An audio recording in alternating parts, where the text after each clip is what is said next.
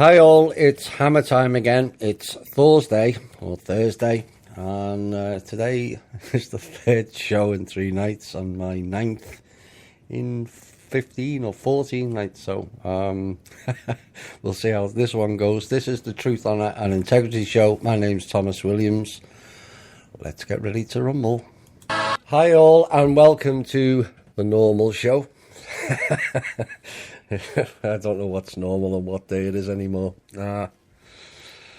What have we done this week? Well, this is the Truth, Honour and Integrity Show. If you're new to it, and there is many new listeners, so what have we done since last Thursday? Well, I was going to have a rest on Sunday, which would have been my first day off in there 4 weeks, but unfortunately, the guest didn't turn up at OYM, and I couldn't leave the lads swinging, so we did that show, which kind of fitted in nicely for them and for us, and it cleared a few things up, and then it kind of led into Tuesday with Ellen Carrier. She's doing a new show, and we spoke about finances, which is important to us all, and will be important going forward.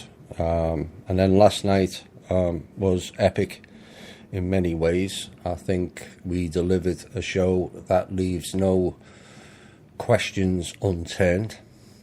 Sadly, there is one or two who are rather bitter and rather twisted, and their egos have been knocked out of place a bit, and I'll be covering some of that in the second hour. That will finally clear up everything of what's going on. So look forward to that. And so tonight we're back to the normal show. And I'm sure you all enjoyed last night. You know, it was packed with information, some of which had been relayed in the show previously, some of which hadn't, clearly. Some of it we wanted to go into more depth into certain things as the narrative winds out. You know, sometimes you can only cover certain aspects at certain times because of certain ongoing things, and there's lots of ongoing things happening at the moment. There's some real heavy meetings going on with between the government and the military, as I understand it at this moment. The outcome of that, I've no doubt we will find out maybe later tonight. If I do get wind of it, we'll put it in the show. If not, it will come up either in a post or another show. So there's lots of things going on, and unfortunately we had another drill stroke live event yesterday in Florida on Valentine's Day, which is another ritual day, Valentine's Day Massacre. That's not been lost on some people. And in case you didn't know, yes, it is. It's a ritual day. And how many more times are the public, the general public, going to hear of a drill taking place on the morning where the same event that the drill is mimicking takes place allegedly live? How many more times is it going to take before people go, something's not right here? Sandy Hook, a drill and a live event. 9/11, a drill and a live event. London 7/7, a drill and a live event. Madrid, Barcelona, I could go on. At which point do people say, something's radically wrong here, and we have to look into this with our own eyes and our own ears, and not listen to the total BS being spread by the portal people? For those of you who are new, that's the news media. They tell news from a different world to ours because it doesn't match the reality of what we know. And I'm sure people are sick of it. I don't, to be quite honest, I haven't had the time to delve into the Florida incident and the school, whether it was valid, whether it really happened, or it's another one of these fake events. Time will tell. The listeners to this show will probably know more than I have at this point on it. But how many more times are we going to have a drill and then a live event of the same happening? There was the other one. There was a military drill in Boston, the marathon. So I've just named about 6 or 7 there. And events took place the same day. Ooh, but it's just a coincidence. Yeah, right. Probably the other one has got balls on it. What a load of crap. So we'll get into that more when I finally get some time to myself, and we'll find out more about Florida, no doubt. But if people have died there, then obviously THI will send their condolences to the families. But it appears they're not going to blame a Muslim this time. They're going to blame something to do with mental health, largely which they create, I might add. With their bogus drugs and No Child Left Behind, which allowed schools to dictate the mental condition of your children and administer drugs accordingly. That was the hidden clause in No Child Left Behind. Oops. This is why we can't carry on ignoring everything.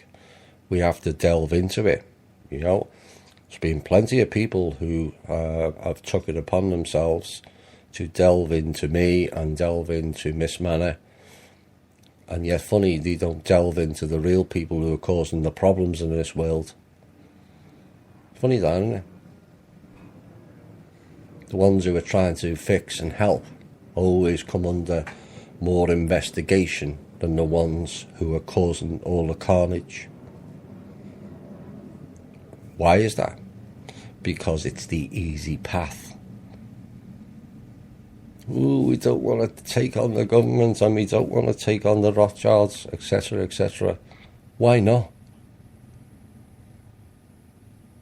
Are you going to spend your whole life being cowardly and taking on a so-called behemoth that everyone's built up that is completely undefeatable? But we have. These people, these bloodline families, these elites and these harbourers of secrets of who the real controller is, are all on their knees.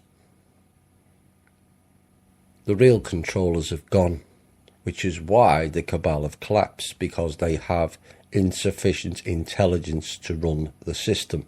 They only knew half of it because of the compartmentalisation, and they thought they were clever enough to run it.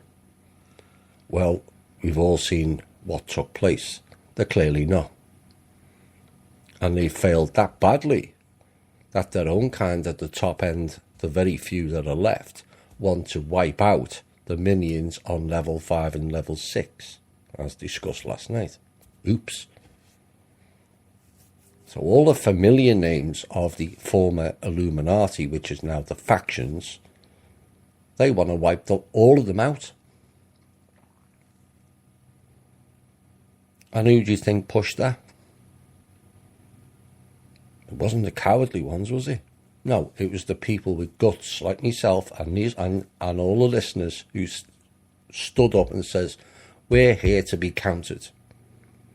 We want to know the truth, however painful it may be. And I don't imagine many of you thought it was going to be this brutal when you first started. Well, it is. The truth is brutal. That's why I labelled us the sin eaters, because we're absorbing all their sins. While the cowardly people sit there in their own little bubbles thinking the world's fantastic and it's okay that 49,500 children each day die or go missing permanently. Well, it's not my child. Really? Well, you're complicit. each and every one of you that don't pay it any attention, just ignore it, you are complicit in murder. It's as simple as that. The ones that ignore the homeless on the street corners, you're responsible for that because you choose to ignore it. You know there's a problem and you won't deal with it because it's always somebody else's problem, isn't it? No, it's all our problem. That's the difference. That's what being sovereign's all about. Personal responsibility. And it's what we have to pick up the baton and run with it and run fast. People say, well, what happens now? Well, what do you want to happen now? Is the question you need to ask. You know, you can come to me and says, is this a good idea? You know, but I'm not the be-all and end-all. Personal responsibility means you have to govern yourself. Not allow schools and judges and police and governments to run it for you. Because it's not worked out too well, has it? They've infiltrated the whole system, or trusting doctors that they know what's best for the health for your child. Really? The same people who don't spend a single minute in 7 years on cures. But we just trust them because it's the doctor. Doctor what? Doctor who? Has he got a magic TARDIS and dispels cure pills? No. He's selling you poison. And we just lap it up. Enough's enough. We have to start taking our own responsibility and push forward a way where we create, because we have to, because they're not going to hand it to us on a plate. We have to create and be the change. Not when is this going to stop and when is that going to stop. How about we take responsibility for it as a collective? And I'm talking about the whole alternative media here. Yes, I know we've got differences. Yes, we know there's some of you playing faction games. And there's some of you playing Chinese elders and RV and all the other nonsense. It's all failed. All of it. It's collapsing in on itself. In six and a half weeks' time, unless they go with the real solution, this world will collapse financially. That's their alternative. And not only will our lives suffer, but so will theirs. Because people are under the illusion that these people are rich. No, they were rich. With their mirror accounts that no longer exist. With their dipping into the Manor World Holding Trust that is no longer accessible. Oops. Pledging assets. Leveraging and doing backdoor deals for uranium. Hello, Anne. Hello, Obama. And Anne trying to leverage, well, not leverage, actually give away the whole of America's in-ground resources for the whole of the future to the UN. And whoever that entity is still walking amongst us, while people are still happy clapping it. Because I'm a Democrat. No, you are a prat. Because if you keep playing party games, you're going to see the same idiotic politicians. And Republicans are no better. Conservative Labour back in the UK. Same clowns. Who have less knowledge than people who have listened to this show. you'd be amazed at how little they know that we do. Not a clue. Why? Because they're not told. They're only there for 4 years, or potentially 4 years. They might get voted out, and they mightn't like being voted out or being replaced. And it might turn nasty on them. So they're not told. This is how the system has worked, but it's failed. Because now their own lack of knowledge of how the system worked and ran has come back to bite. They thought they could just carry on. We'll drop the codes in. I'm important. I'm king of the world. No, it didn't work. So now they have to come to us. That's what we face in the next 6.5 weeks. Trump wants liquidity into the country. The only option for liquidity is the Manor World Holding Trust. Oops. And no matter what internet warriors complain, while they talked, we delivered. Right, let's get into some news.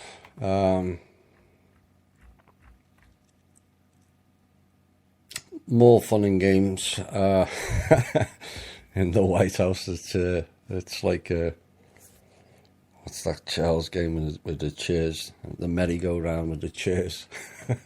Some in and some out, and let's shake it all about. But there's been a few seconds this week again, and unfortunately it's to do with so-called allegations, and we're yet to be seen whether they're actually true. Some allegations can come back to bite. We'll find that out in the next hour. Anyway, a White House speechwriter resigned on Friday after his former wife claimed he was violent and emotionally abusive during their turbulent 2.5-year marriage. Allegations that he vehemently denied, saying he was the one who was victimised. And the abrupt departure of David Sorensen, who is a speechwriter who worked closely with senior policy advisor Stephen Miller, came as the Washington Post, not biased there, are they, was preparing a story about abuse claims by his ex-wife Jessica Corbett. Corbett told the Post that she reported his behaviour to the FBI last fall as the Bureau was conducting a background check of Sorensen. Funny how they all come out the woodwork when the ex does something important. Hello, former Mrs. Williams. Oops. President Trump, frustrated by his staff's handling of the abuse allegations against Rob Porter, is increasingly venting about Chief of Staff John Kelly. This is who has since departed, if memory serves me correctly, and speculating about potential replacements, according to multiple sources familiar with the matter.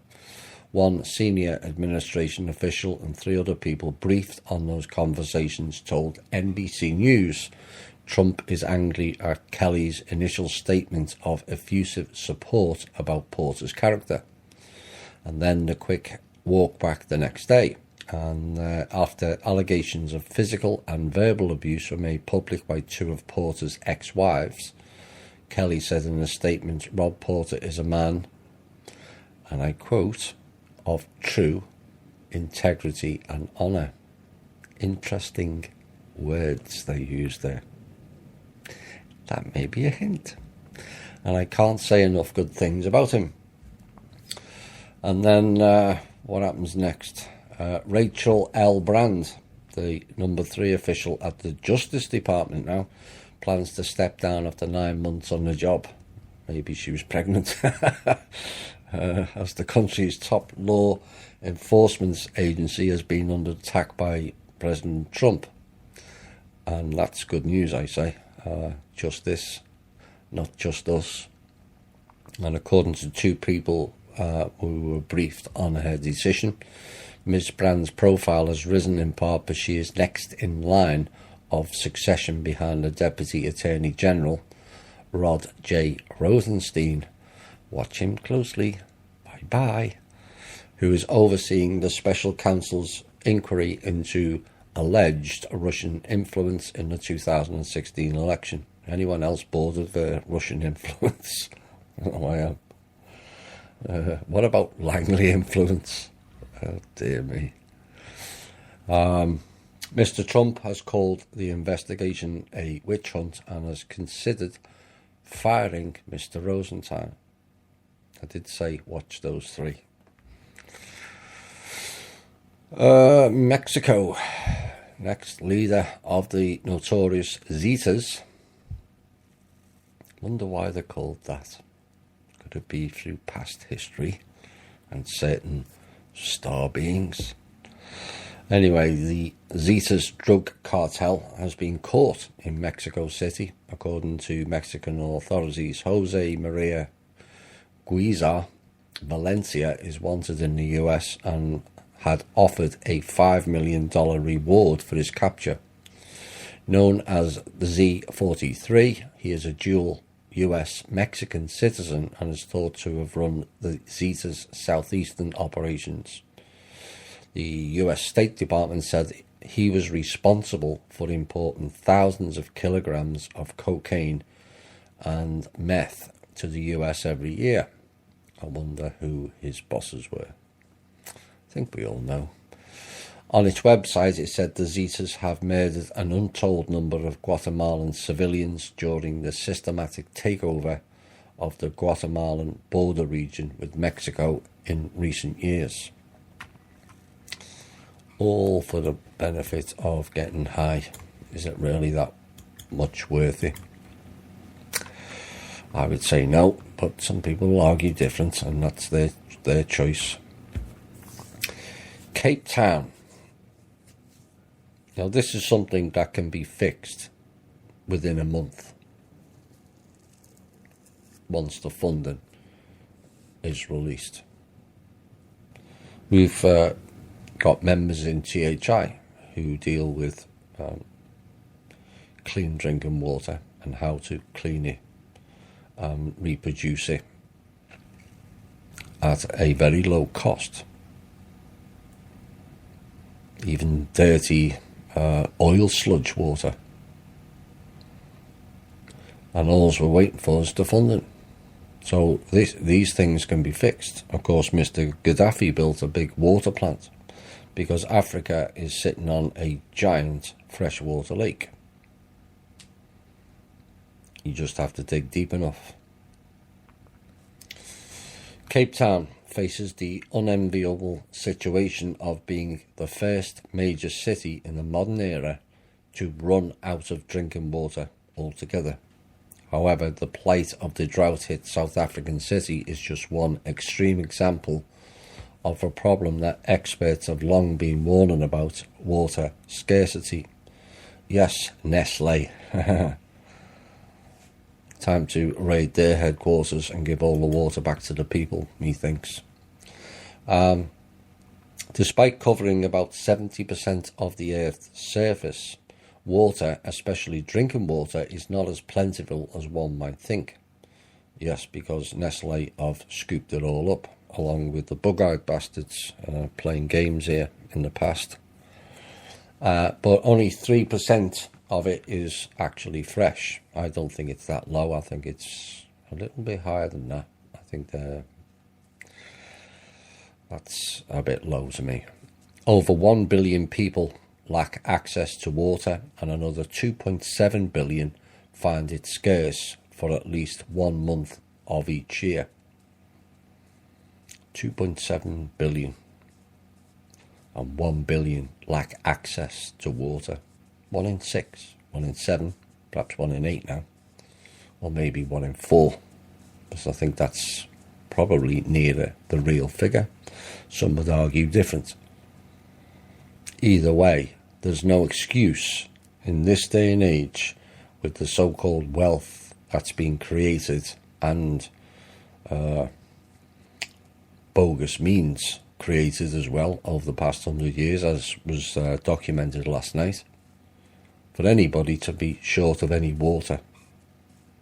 If we can spend 7 trillion on going into Iraq for oil pipelines, we can spend a lot less than that just installing water pipelines. Oh, but there's no money. But there's always money for war, and there's always money for oil. Why is that? Anyway, a 2014 survey of the world's 500 largest cities estimate that 1 in 4 are in a situation of water stress, according to the UN-endorsed projections. Global demand for fresh water will exceed supply by 40% in 2030. Hello, the UN talking about their agenda again. 2030. Yeah, right. Good luck with that one. And according to the UN, thanks to a combination of climate change, hello, chemtrails, really, human action, really, and population growth, really, after listening to the story last week about them decimating the Kenyan females, Mexicans, Philippines and Guatemalans for the next 2 generations. I don't think population is a growth issue, personally. It shouldn't be a surprise then that Cape Town is just the tip of the iceberg. And here are the next ones who are in grave danger. Sao Paulo, Bangalore, Beijing, Cairo, Jakarta, Moscow, who has 1/4 of the world's freshwater reserves in Russia. But the country is plagued by pollution problems caused by the industrial legacy of the Soviet era. Well, we have people in our group that can fix that at a really nice price. Just get some funding, please. Istanbul, Mexico City, no surprise there. London, no surprise there either. Tokyo and Miami. Oops. Given they've just added 250,000 Puerto Ricans into Florida, I don't think that's going to help the water situation. But then these people don't particularly care about that. They only care about their own profits. And I hope one day that the clowns who instigated that in Puerto Rico are dealt with, and the people go back with their homes built, unlike Haiti. Saudi, there seems to be a move to change old ways in Saudi, some of them anyway. And a top religious cleric has said this week that Saudi women should not have to wear the abaya, a long, loose-fitting robe used to cover their bodies in public. And the cleric, Mr. Al-Mutlaq, a member of the Council of Senior Scholars, said women should dress modestly, but this does not have to mean wearing the abaya. Saudi women are currently required to wear the garment by law, really. And the cleric's intervention comes amid moves to modernise Saudi society and relax restrictions on women. More than 90% of pious Muslim women in the Muslim world do not wear the abayas. Only 10%. It's like abortion. My opinion is that's the woman's choice, and nobody should be making any laws to tell male or female what they can and cannot wear, or what they can and cannot do with their body, providing it's not infringing on other people. because that is fascism right in your face. Maybe we'll hear more on that later. Here's another report of Big Pharma and how they overlook things and don't tell the public, but we're supposed to trust doctors and nurses, aren't we? Because they know better. Sorry they don't. And that's not a slight on doctors and nurses, by the way. It's a slight on the system that creates the lack of knowledge. Hundreds of fire deaths may be linked to the use of skin creams containing paraffin. A senior firefighter has warned during a BBC investigation, found most of the creams do not carry a warning even. Despite calls to alert people to the fire risk, if people use the creams regularly but do not often change clothes or bedding, paraffin residue can soak into the fabric and make it flammable. Now, the medicines regulator is conducting a safety review into the creams used for conditions like eczema and psoriasis. And last March, a BBC investigation discovered 37 deaths were linked to skin creams containing paraffin in England alone since 2010. It is believed there has been a further 8 deaths since November 2016. Read the labels. Of course, people like to invest in charities and again don't find out where the money's going or what the staff are up to. Latest in the news is Oxfam. If you go and check out what their CEOs make, perhaps it's time to avoid Oxfam like Red Cross, Goodwill and all the others. And I've heard some people saying, oh, Goodwill's really good. Yeah, 90% of the money goes to the shareholders. 90. Check it out yourself. You want to give money to good causes, give it to the foundation. That's what we're trying to get up and running. Oxfam did not give the Charity Commission full details about the use of prostitutes by some aid workers in Haiti in 2011. The charity did tell the regulator it was investigating so-called inappropriate sexual behaviour, plus bullying, harassment and staff intimidation. The Charity Commission took no further action, but said it would have acted differently had it known all the facts. Yeah, right. You knew all the facts, but like the Pope and the Vatican, you just decided to cover it up until people start digging into things deeper. So after the further digging, Oxfam then sacked 4 workers and let 3 resign. They're probably the money people, but denies any cover-up, really. The Charity Commission said the alleged behaviour had absolutely no place in society, and neither does Oxfam, and charities needed to be held to the highest standards, absolutely. Deputy CEO has since quit Oxfam, and no doubt that will be on full pension and a payoff. These clowns seem to have that all stitched up for themselves, as you know. US Vice President Mike Pence said his country and South Korea are in complete agreement on the need to maintain pressure on North Korea. I don't think so. Speaking on his way home from the Winter Olympics in South Korea, Mr. Pence said there was no daylight between the two allies on the issue. The Games has seen better ties between the two Koreans, despite tensions over the North's alleged nuclear program. But the US has distanced itself from North Korean overtures.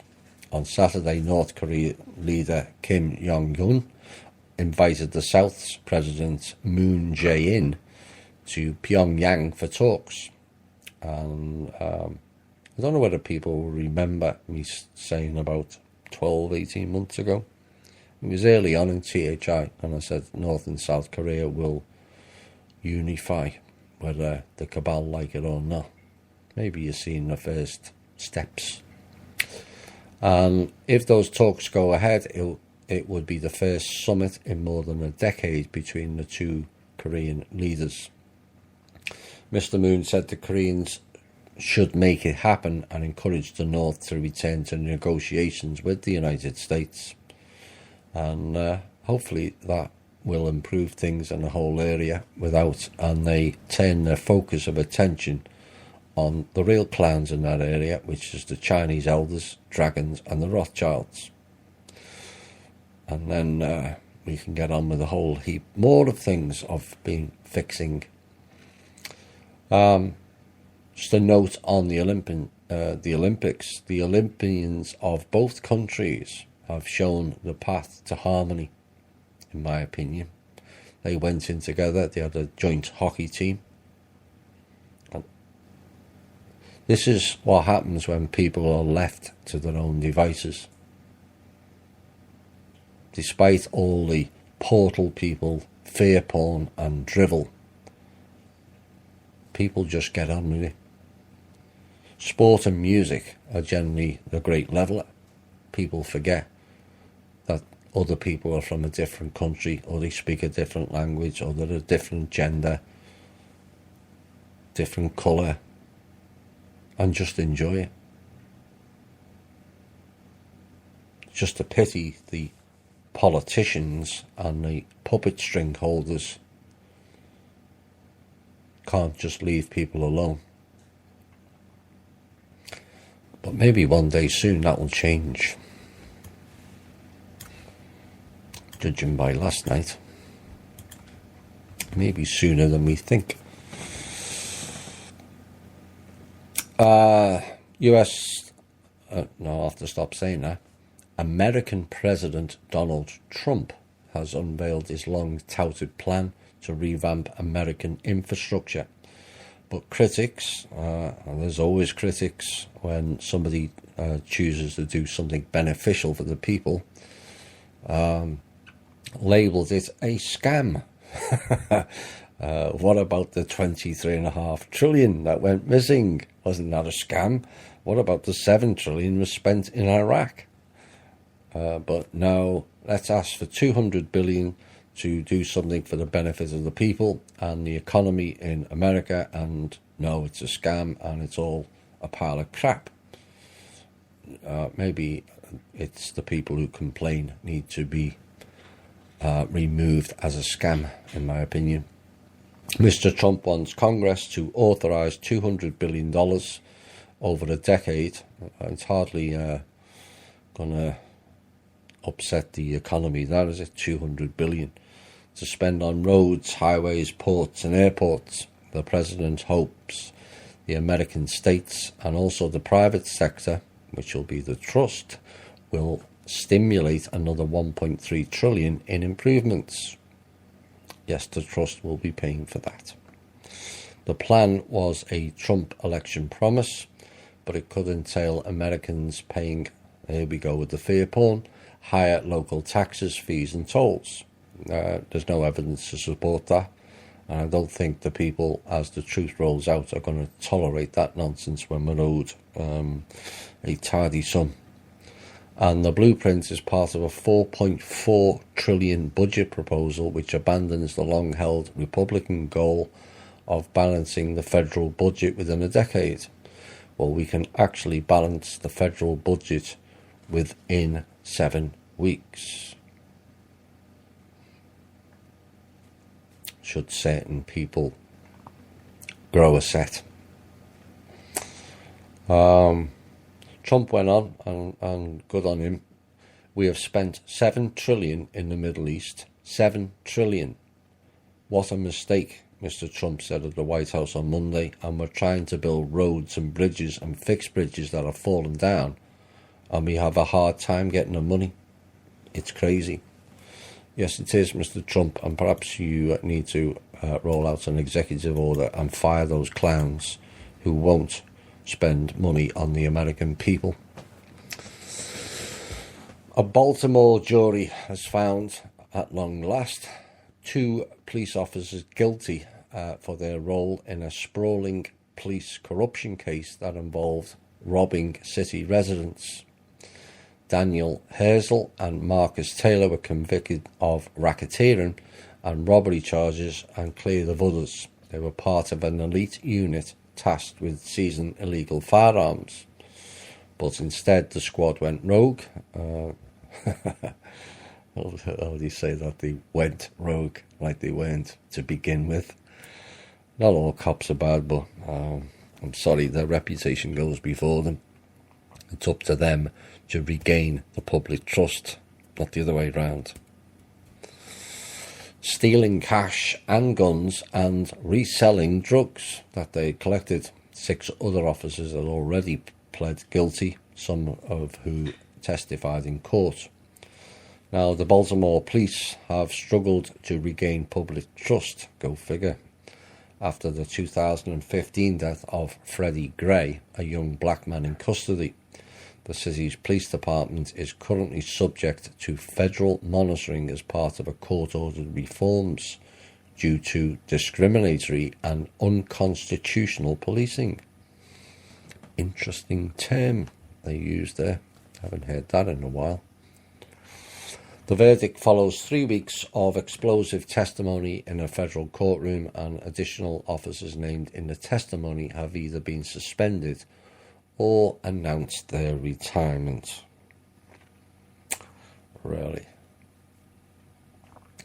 Well, it's about time, because unfortunately the police are just as corrupt as some of the people on the streets, if not worse.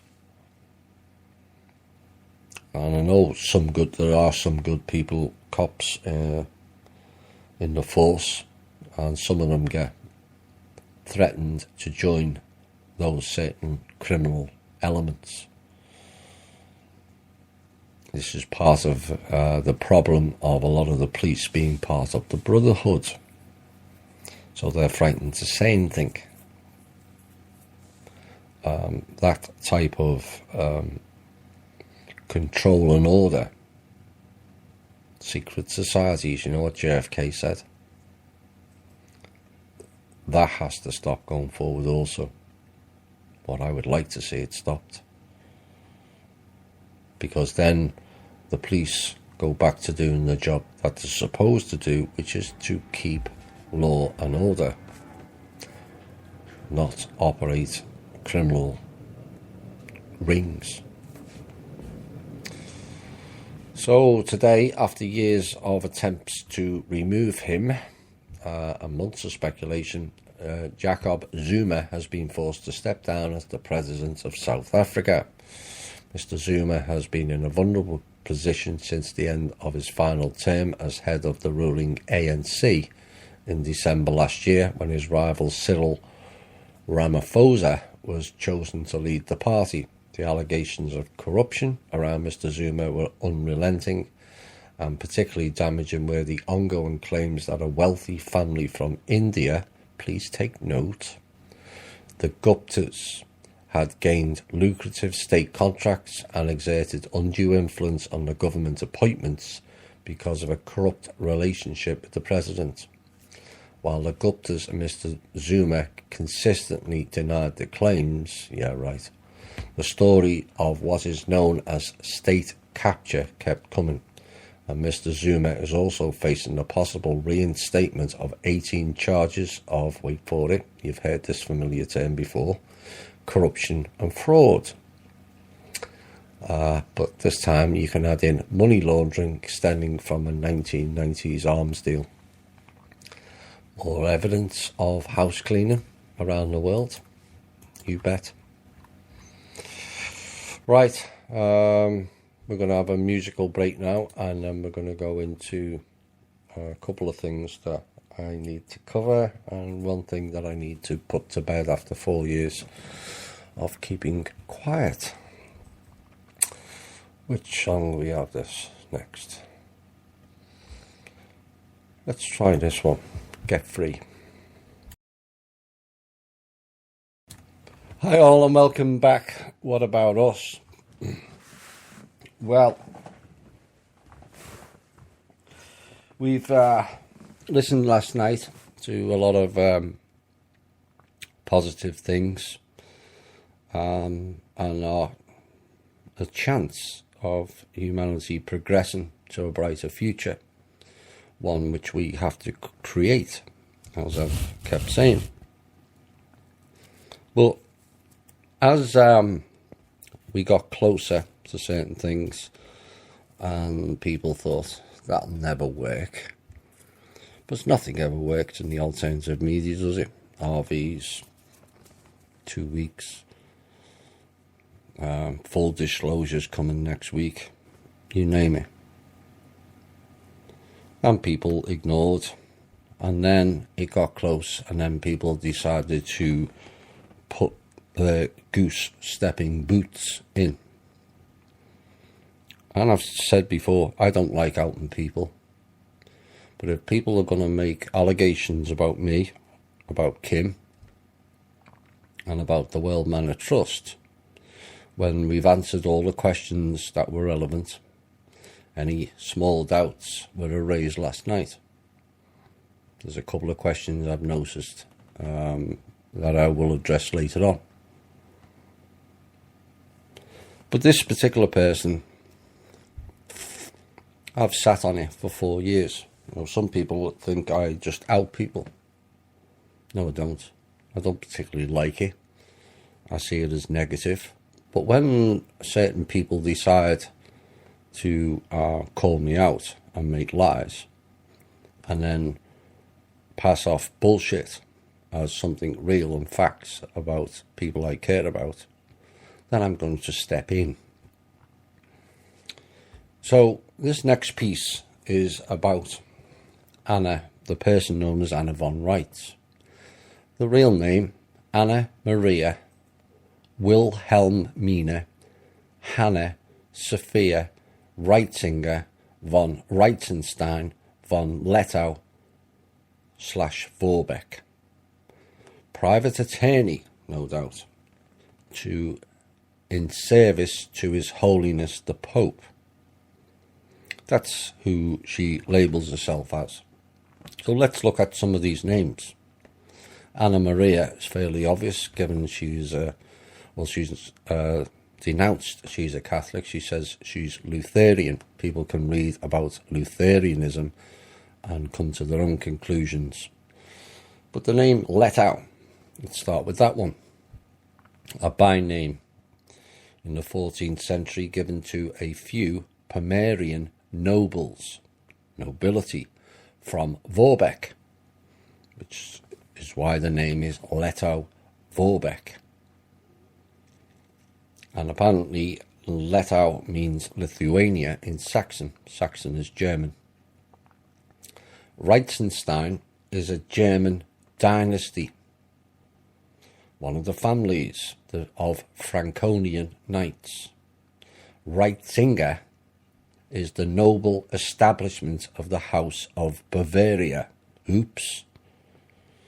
Illuminati, anyone? That's where it came from. 1776. Some nobility families plus Adam Weishaupt. Wilhelmina is a female given name, again originating from the German language, and is popular with the royals and noble people, like Wilhelmina of the Netherlands, Queen of the Kingdom of Netherlands, Princess Wilhelmina of Denmark, Wilhelmina Amelia of Brunswick, Holy Roman Empire of the German nation, oops, Queen of the Germans, Wilhelmine of Bayreuth, again, German princess, older sister of Frederick the Great and the composer, Wilhelmina of Prussia, another German princess, and a following German princess at a later date, also of Prussia, and Wilhelm of Baden, a German Grand Duchess of Hesse and the Rhine. Let's have a look at another one of her names. Sophia is a derivative of the goddess Isis, and I don't need to mention the connotations of that name to our listeners. you'll know what that means. Many people won't know or recognise the term or what Von means, as in Anna Von writes. Von is a title. It means very old nobility of Germanic houses, in other words, elite families, bloodline. So what has Anna done? An awful lot of claims.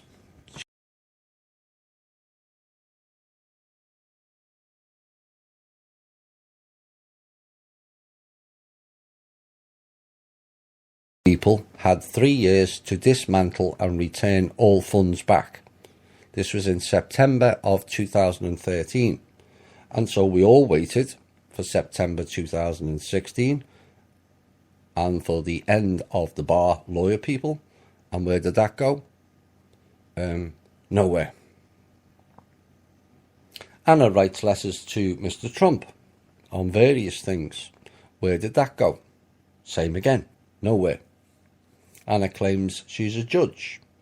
Is that validated? No again. I can claim I'm a judge. I'm a judge of myself, which is held in my own living room. It doesn't mean I can go out on the internet and make lawful statements or legal statements.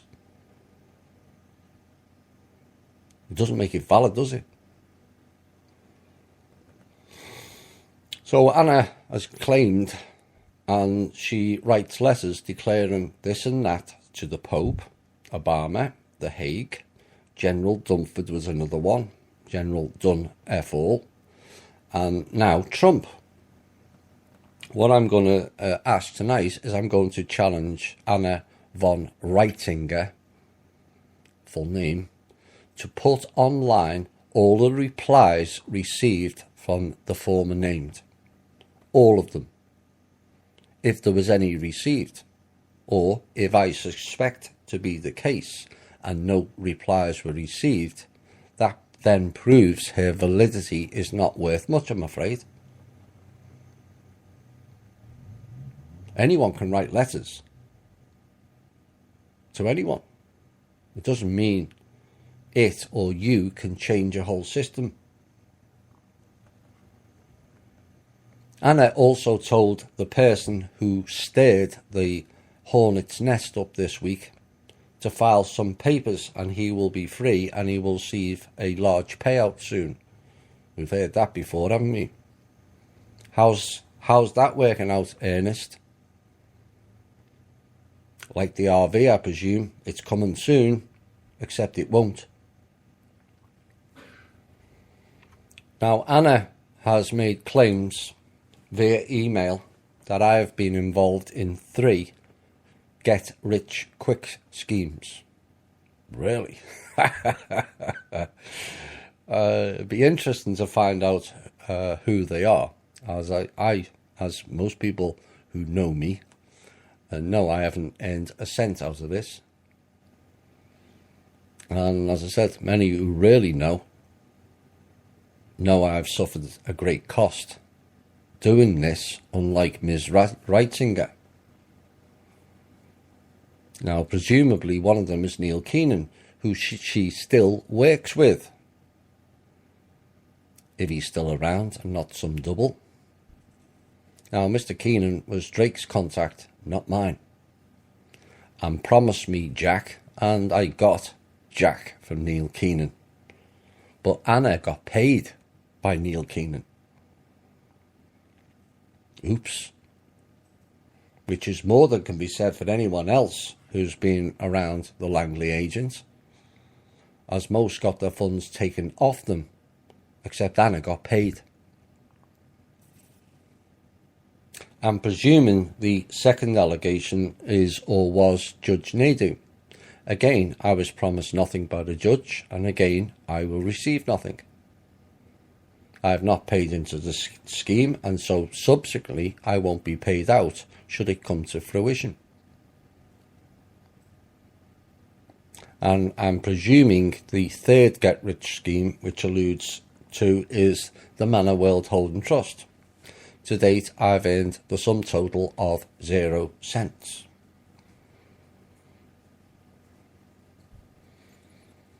The Manor World Holding Trust had to ask me what compensation I required to be the foundation frontman. Because you see, Anna, you think you know people, but clearly you don't. Money is not my driving passion. It never was. It's true, it's the source of all evil. And yes, we do need funds to start improving things. But if we wait for your pledges and your declarations, we'll all be 6 foot under. And one listen to any one of our shows will have told you that, Anna. But that didn't fit your agenda, did it? Then we come to the Bank of Dean, D-E-N-E. Anna von Reitz is the one that did all the legal paperwork for this particular bank. Now, this will sound very, very familiar. She is also trying to get all the gold in ground under what's known as the Hidalgo Treaty. Sound familiar? It should do. It's a bit like Kenan and the gold in the bunkers.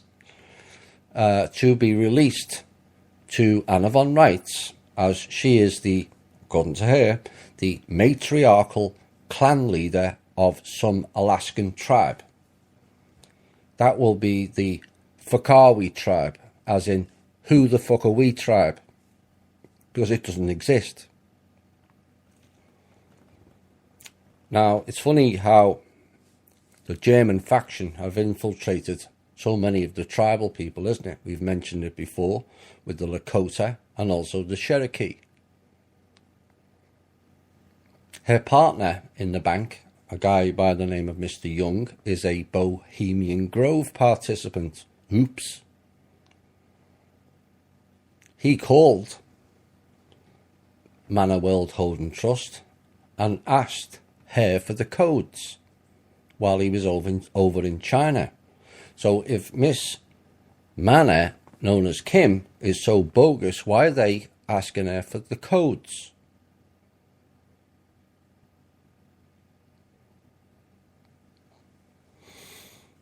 So Kim told her that the bank had to be licensed to hold US dollars. At which point Anna insisted she didn't need to have a license because she's Anna von Reitz. Which sadly is not true on her part, and no matter how much she thinks she believes it is required currently. May always be required. Not everything will change. And basically she wanted this bank to issue, wait for it, because this sounds familiar again, issue bonds off the gold. It's all very 1933 again, isn't it? Well, that bank that Anna von Reitz was involved and still involved in is now being sued under a RICO. Oops.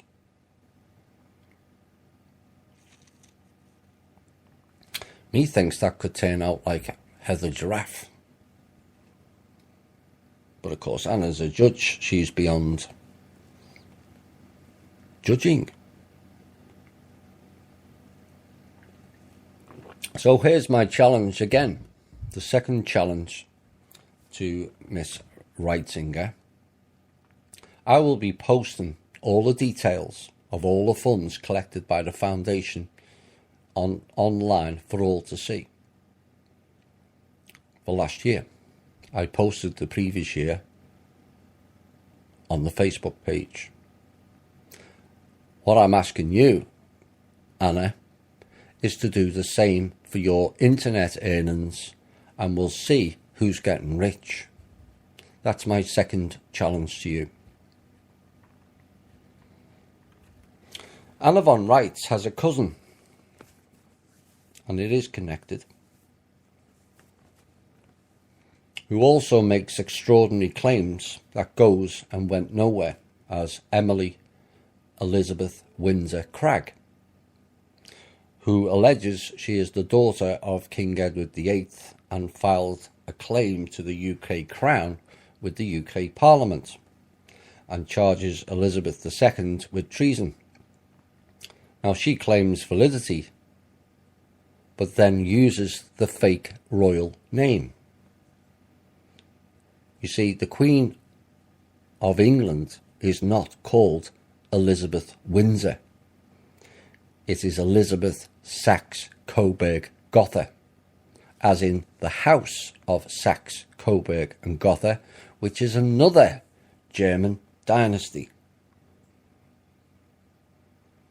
Queen Elizabeth's family changed the name during World War I from Saxe-Coburg-Gotha to the name of the house that they were staying in, which is why they're called Windsor, as the British public were not aware of which side they were on during the First World War.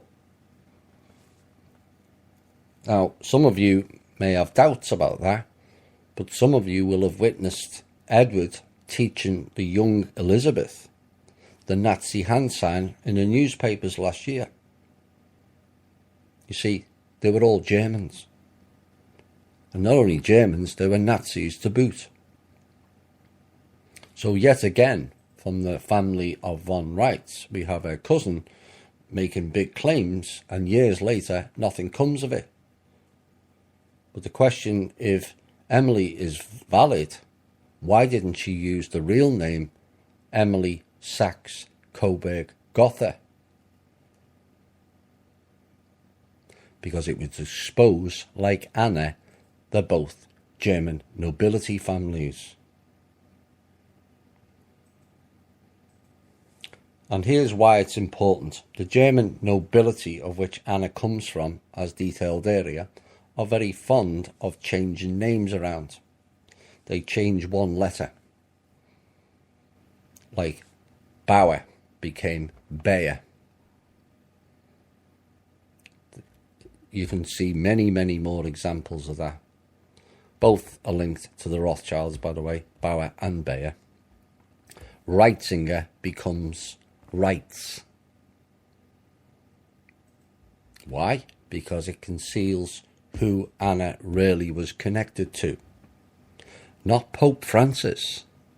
Oh no, not Pope Francis and the Jesuits, as many suspect.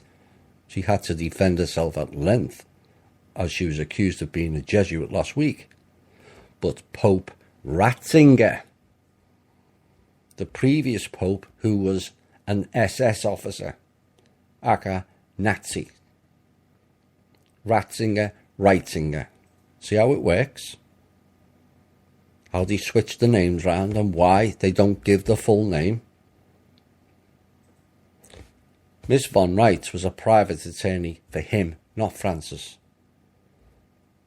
Because the reality is, Anna is a paid-up member of the Nazi Party, and also the faction is why. I knew this 4 years ago. I kept it quiet.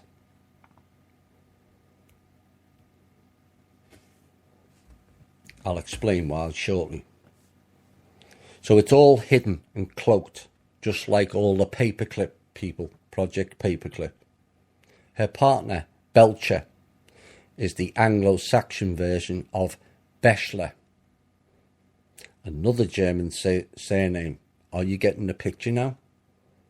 The Saxons, I might add, were Germanic people that invaded and moved to England several hundred years before the Norman conquest, and the Belisir, as in Belsir, which is the original name of Belcher, arrival in England. Again, you've seen the picture. So here's where we're at with Anna von Reitzinger, who spoke with Kim during 2016 and did some legal work with her, as I understand. She knew fully who she was and what she was and what she was involved in, and yet waits until after Kim completes the sovereignty to then attempt to discredit her. Why is that? Why would you wait 18 months?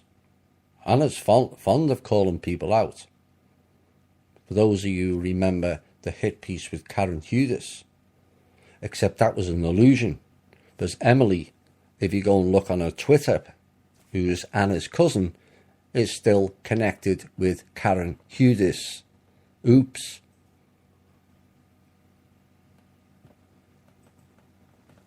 They're all in it the same.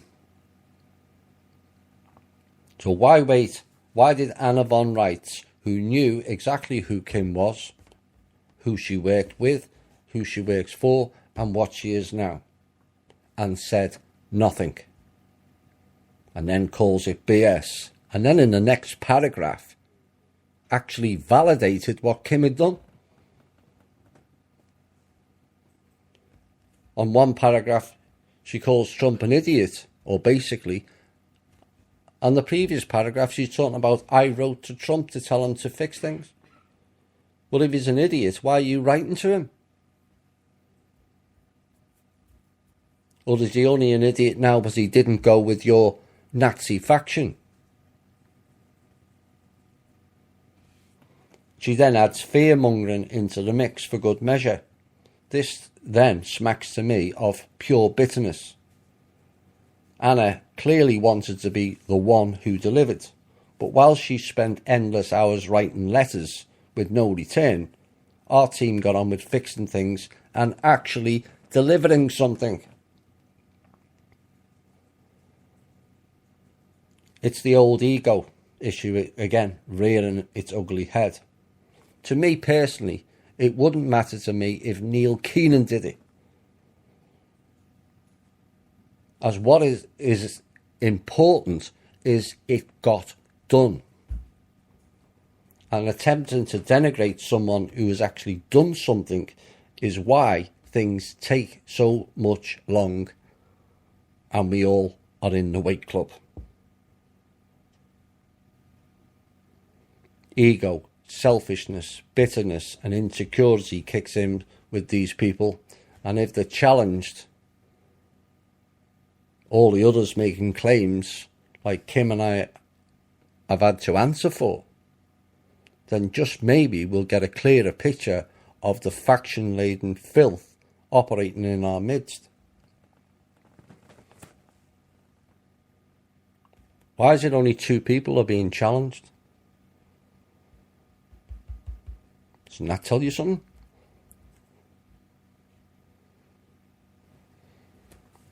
So to Anna, put out the responses to your letters you received back from the people you said you wrote to, for the public to see and validate, and reveal to the public your earnings out of the community so the public can validate that also. I'm doing mine. We've shown our proof. We're asking you to do the same. It's only fair.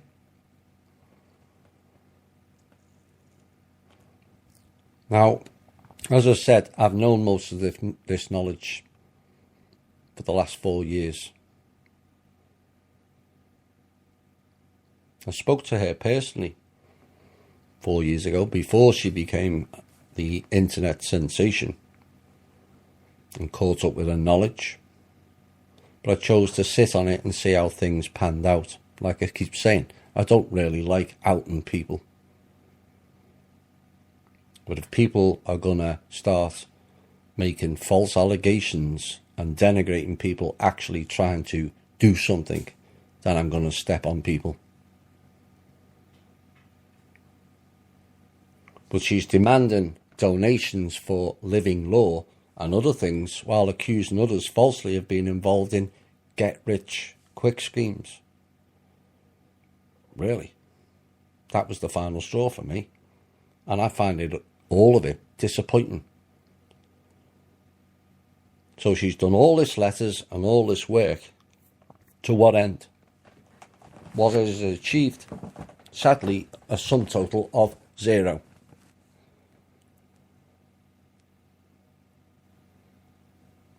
Now, I personally hope Anna sees the light and a path forward. and quit her Nazi connections. We do know Anna. We've known for a long time. And moves forward for the benefit of all. She is, in my opinion, has so much to offer and could be a massive help to the public and also the government officials in educating the people on past history and law.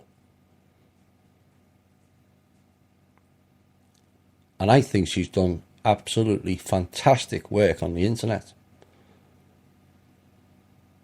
educating people, aside from the outlandish claims and the schemes, to be a justifiable source of past history and legal knowledge. Some of it's quite extraordinary. And I hope she and her sidekick Keenan and others realise the game of playing for the factions is up. It's game over. You lost. Get over it. All your resources, unlimited, and you still couldn't take the people down. And yes, it was one of your own that took you down. That's how life works. Not everyone should be written off. Kim said herself, she was part of the system. You can't get inside the system like we have been given the knowledge of unless you were part of it. Many have been born into it. They had no choice. They were threatened. But many of the younger ones are now deciding, I'm not going the old failed path. There was a mention of Procter & Gamble last night. We all know that they're part of the big pharma. We all know that they came forward with outlandish claims 4 or 5 years ago, or certainly 2 of them did, which again collected a load of donations and went nowhere. But we've spoken to them because we can't go forward in a timely manner without including most. We can always get the people on side to a point, but do they have sufficient courage to take on the cabal like we did?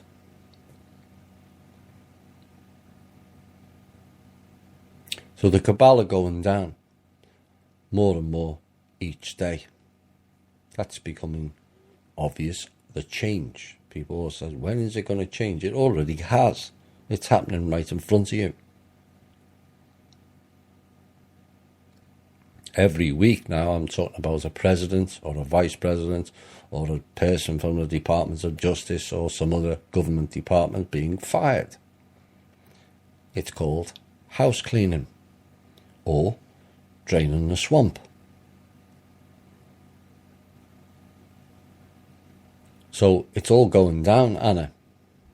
And unless you and the likes of Keenan and others that have played the faction games or work for covens step down now and come and help the people rebuild, you will be dragged down with them.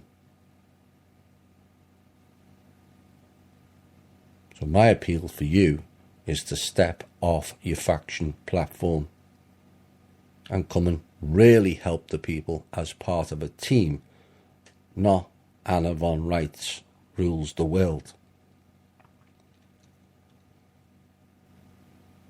Time to step down and step forward for the benefits of all. You will be welcomed, including Mr. Keenan. You know my opinion of that man. He has debts to repay. That's his own responsibility. But before you start discrediting others, please clean your own houses. But sometimes the hammer of truth hits back, and hard.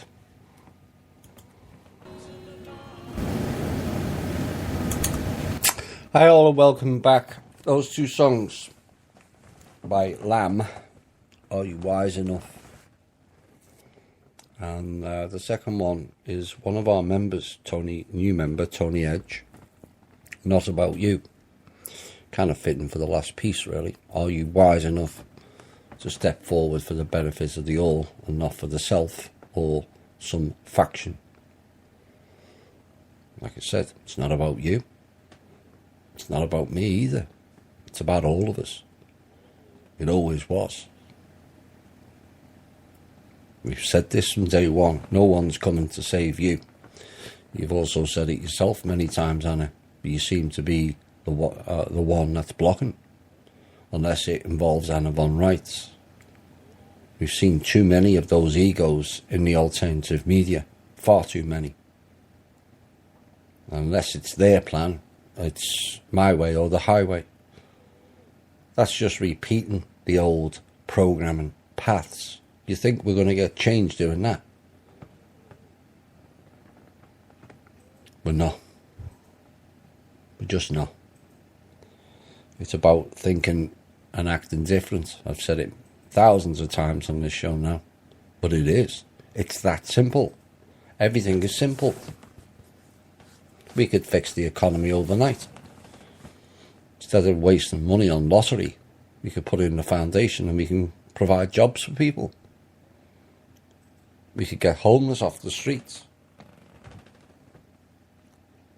We can create and manufacture things, which we have a dearth of in this country, which is why our trade deficit is so large.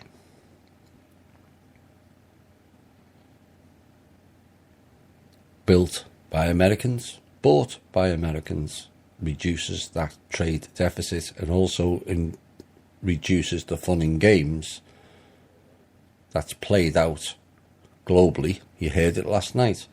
Countries don't matter to them. They just use countries at the front. It's like the cabal plan was to Russia and China to wipe out the West. And then the Russians were told that the next stage was the Chinese would wipe the Russians out. Oops.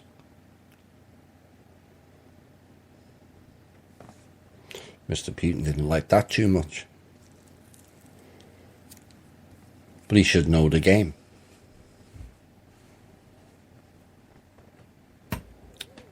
He was trained as a young boy by someone I know to be a cabal member, to play the good guy in a bad system. And he's done that at times until he found out the real truth. But it's funny how people have to be shown the real truth numerous times before it actually sinks in. And yet, bullshit that's spread all over the internet just drops in people's heads left and so easily. It's like a hot knife through butter, with no one challenged. Like the blue chicken cult. Yet again, like I mentioned earlier, how letters and names just drop off. Blue Sphere Alliance became the Sphere Alliance, became the Sphere, became the Alliance. And no one said anything. What happened to the blue sphere? And what happened to the beans? And this is how things change over time. You know, it's not just Corey Good and Anna von Reitz. You know, the system has done this for years, where they've added Latin in and changed one letter. You said it before about the Constitution, the real one. Is it for or of? Is it the state of Florida or Florida State? Well, that's something that Anna von Reitz has done fantastic work, and I'll keep saying it because she has, in educating myself included on some of that knowledge. I want to see expand that, not denigrate people who have done something. That's just aiding them. And as pointed out last night, do we expect to get everything that we want? Not really. We only get everything that we want when we've got everyone on board, all pulling in the same direction.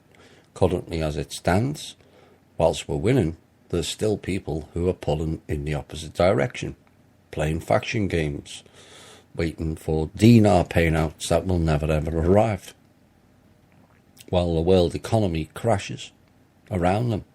Bitcoin, stock market, bank accounts, central bank accounts, government bank accounts. It was all told you very clearly last night. They have nothing left. Everything is just an illusion. And one of the first questions tonight about the Rothschilds. Is it possible that the estate has been seized in Australia and they're not telling us? And it does seem to be a bit of a coincidence after the executive order. That's a good question. I don't know the answer to that. But what I do know is it's a fire sale. Since when have the Rothschilds fire saled anything?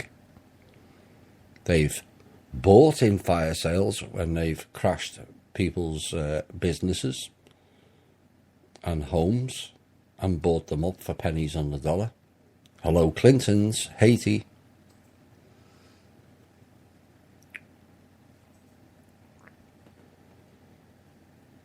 It's a sign of their desperation to have some money in hand to play with. But 110 million in their world doesn't go far. Goes a long way in our world, but not theirs. They've got mercenaries to pay. They've got military to pay around the world. They've got news. It's a misnomer in itself. They've got portal people to pay.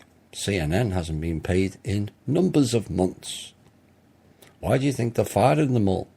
Because they can't afford to keep them anymore. So it's all an illusion that they've got vast wealth. It's all gone. That was spelt out quite clearly last night, the how and why it's all gone. Because they're not allowed to loot anymore. They're not allowed to leverage for multiple lifetimes, never mind one, anymore. They have to show the assets. And quite clearly, to everyone with an ounce of common sense, they don't have the assets to support anything. Whether it's Agenda 21, whether it's Agenda 2030, whether it's pandemic Zika viruses, whether it's the massive false flag they've been trying to do to America for the last 12 months, or whether it's the RV. With the new system, again, it was explained to you all very clearly last night, with the new system, you have to balance the books. That means you have to show an asset that supports it. Not I will leverage this over and over again, or I will print the same duplicate number notes. No. Stopped. All governments are now aware that not to allocate numbers to these bogus notes.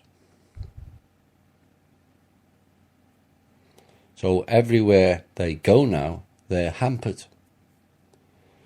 And this is what I was calling for 5 years ago. You have to do things that puts them on the defensive.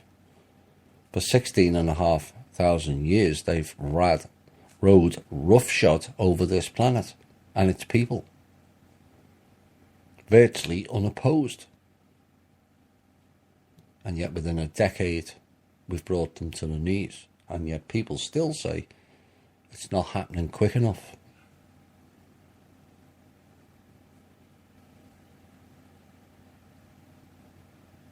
Compared to the population of the planet, it was a very small number that started out to make the changes.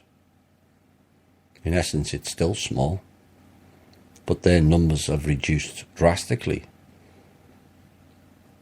that we outnumber them now. Oops. Everyone around the world, as she explained last night, we've spoken to all the governments. And like I said earlier, you'd be astonished at how little they know, including Mr. Trump, including Mr. Obama, who was there 8 years.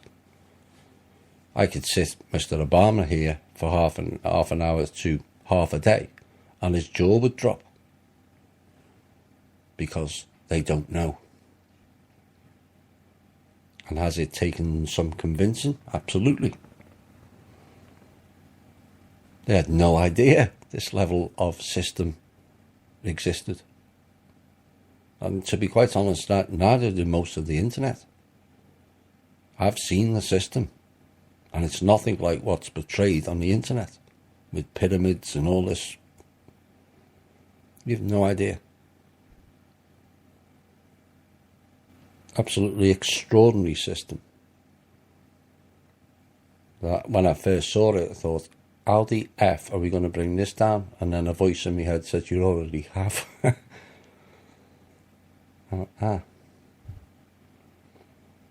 In a decade, 16,500 years of control of the D level. To get to the second question, does she mean D level or Draco? Yes. Dictator D, Draco. There's reasons why we don't put that in those shows, because again, you'd be astonished at how many heads of state don't know that information, don't even know they exist, and yet our team's met them. We know they exist.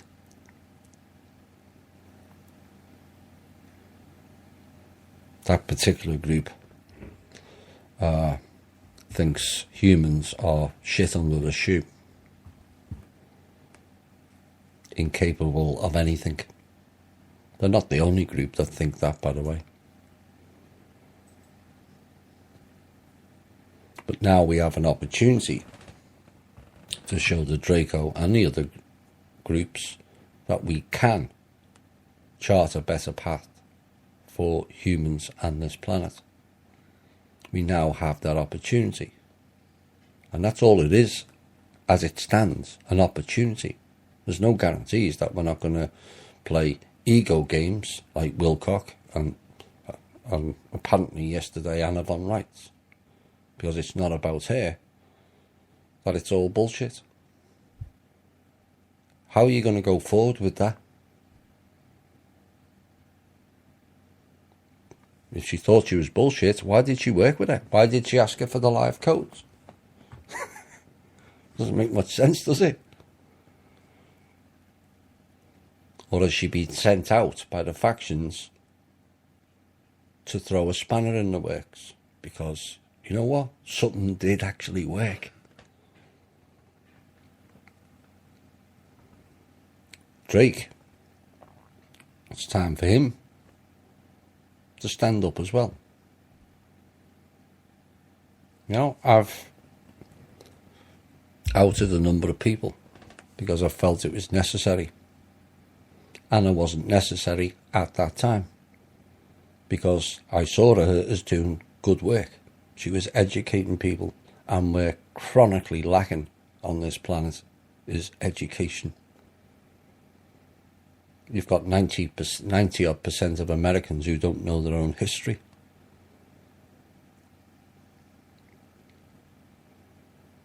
That has to stop.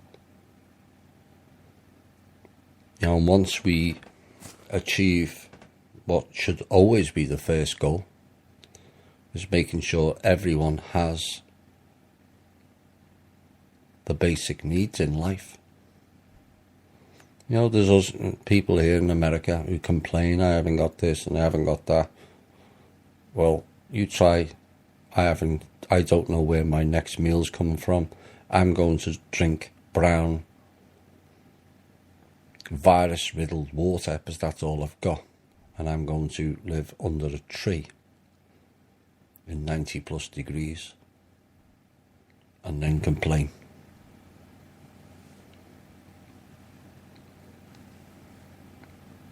Where you're seeing your children pushed into wars. You're seeing your children used as sex slaves for some bizarre voodoo reality that if you have sex with a virgin of 2 years of age, you're cured of AIDS. Yeah, right. Wonder who pulled that one. That will be the Lord again. What he says goes. Not no more it don't. So when we start complaining, we really have to get perspective. So when that is successful, that everyone has the basic needs in life that most Americans already have, then we can move forward. And the two most prominent things that we need more than anything on this planet, before we talk about technologies and all this gadgets and convenient stuff, is education and health.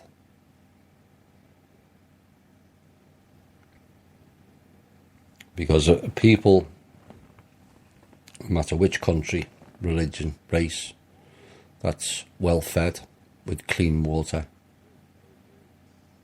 non-plastic food, with a shelter over their heads, with affordable energy, whatever that energy may be. There's no need for it to be the prices they are now. And the reason it is because all the utilities have shareholders. Those people are the lowest of the low to me, that make money on the basic necessities in life.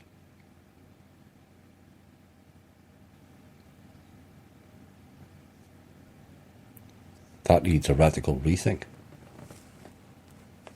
And then you go on and provide a proper education for the first time, possibly since the tribal people.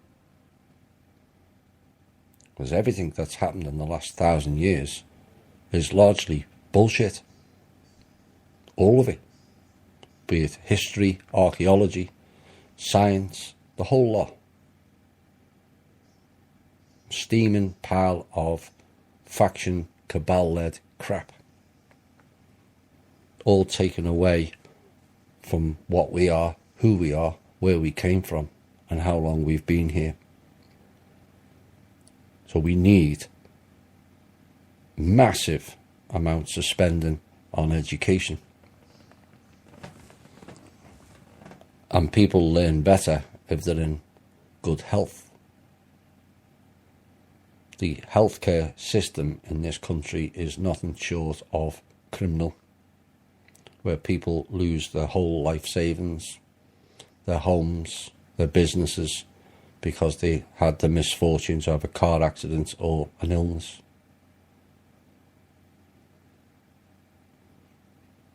Whilst doctors are making $80,000 a year, backhanders to give you poisons. Or doctors in Wisconsin telling 2,400 patients they've got cancer when they don't. $300,000 per person. Nice little earn of that for a snake oil salesman. Again, food, water, energy, health and education should be free or minimal in an advanced society. If you want to make money off that, you're not thinking right. Make a living, that's a different thing altogether.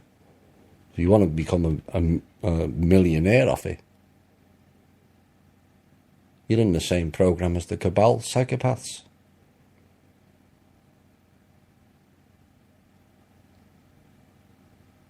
We have to think different. We have to be different. That is the way humanity will go forward. Businesses can survive. Instead of the CEO paying themselves 100,000 plus a year, why can't he afford to live on 50 grand a year? It's more than enough for most people.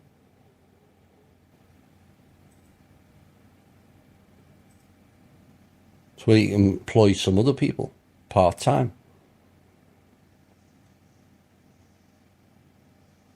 10% profits. You operate on a 10 to 15% profit margin, not 40 to 50 or 60 like some of the corporate conglomerates, because they've got to appease shareholders. They're the problem. They're why everything's so expensive. Shouldn't be any shareholders on food, water, energy at all. They're the basic necessities in life.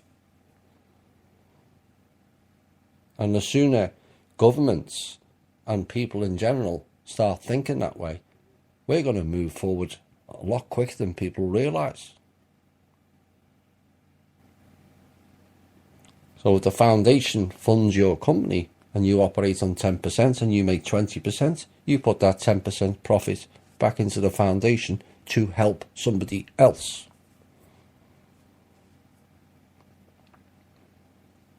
So you're still making a good living off it, and you're putting back. Eventually we'll get to a point where everyone's living a reasonable life.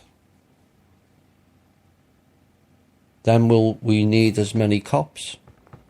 If everyone's got the basic necessities in life, will we need to have as much crime?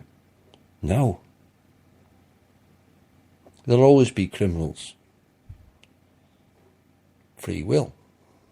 Some people are just born that way. Some people are born into a location where it's considered the norm. But it doesn't mean to say you have to follow it. Following has not served as well as it.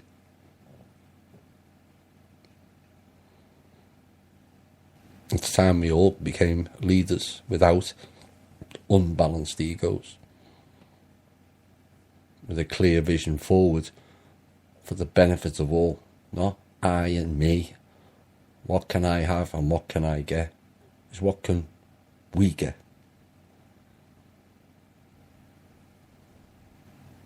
And cut out the insidious comparative mindset and competition. It's killing us. A guy I know here, his wife said to try and talk him out of buying a Porsche. She thinks he's having a midlife crisis. I said, no, he wants to show off to people. And we've all done it. So he goes and shows his Porsche off to 10 and 12 people, all go, whoa, that's fantastic. And then he's left with 5 years of payments. For a dozen people to go, wow, is it really worth it? No. It's worth it in their world, not ours. It's shallow. It's not really who and what you are. And if you are that way, maybe you should reconsider. Has it served you or the people around you well? Where you're showing off your latest car as a status symbol, Because while people continue applying as a status symbol, there's always going to be the have-nots. But if it becomes a status symbol where we all have what we need, not what we want, what we need, then isn't that a better achievement than 1,000 people going and buying Porsches or Bentleys or whatever other fancy car? Or 5-acre plots and with South Fork mansions for people to go, wow. But then you're left with 30 years of paying that for that few wows. It's not worth it. I know, because I did it. Not necessarily the car, but I've always been conservative, but we went too far with the last house and it became a millstone. Or for 6 families to come over from the UK and go, wow, this is fantastic.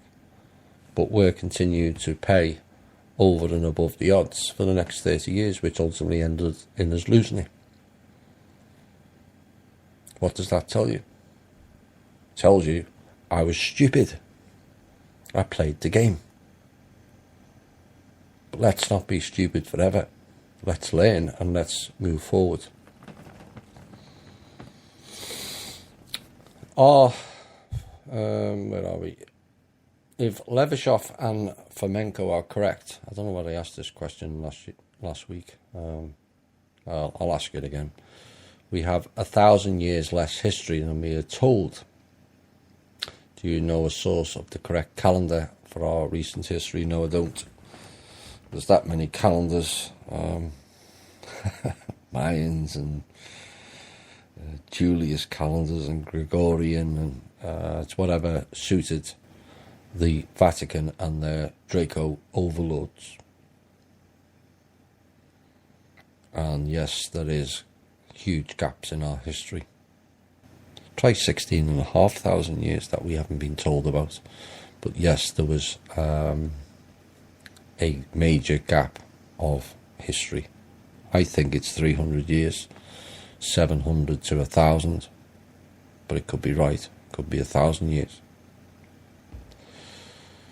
What is ultimate reality? Nature, trees, the sky, everything inside this matrix. I don't think it's a matrix anymore. I think we're stepping out of it. Some hold on to the residue of it.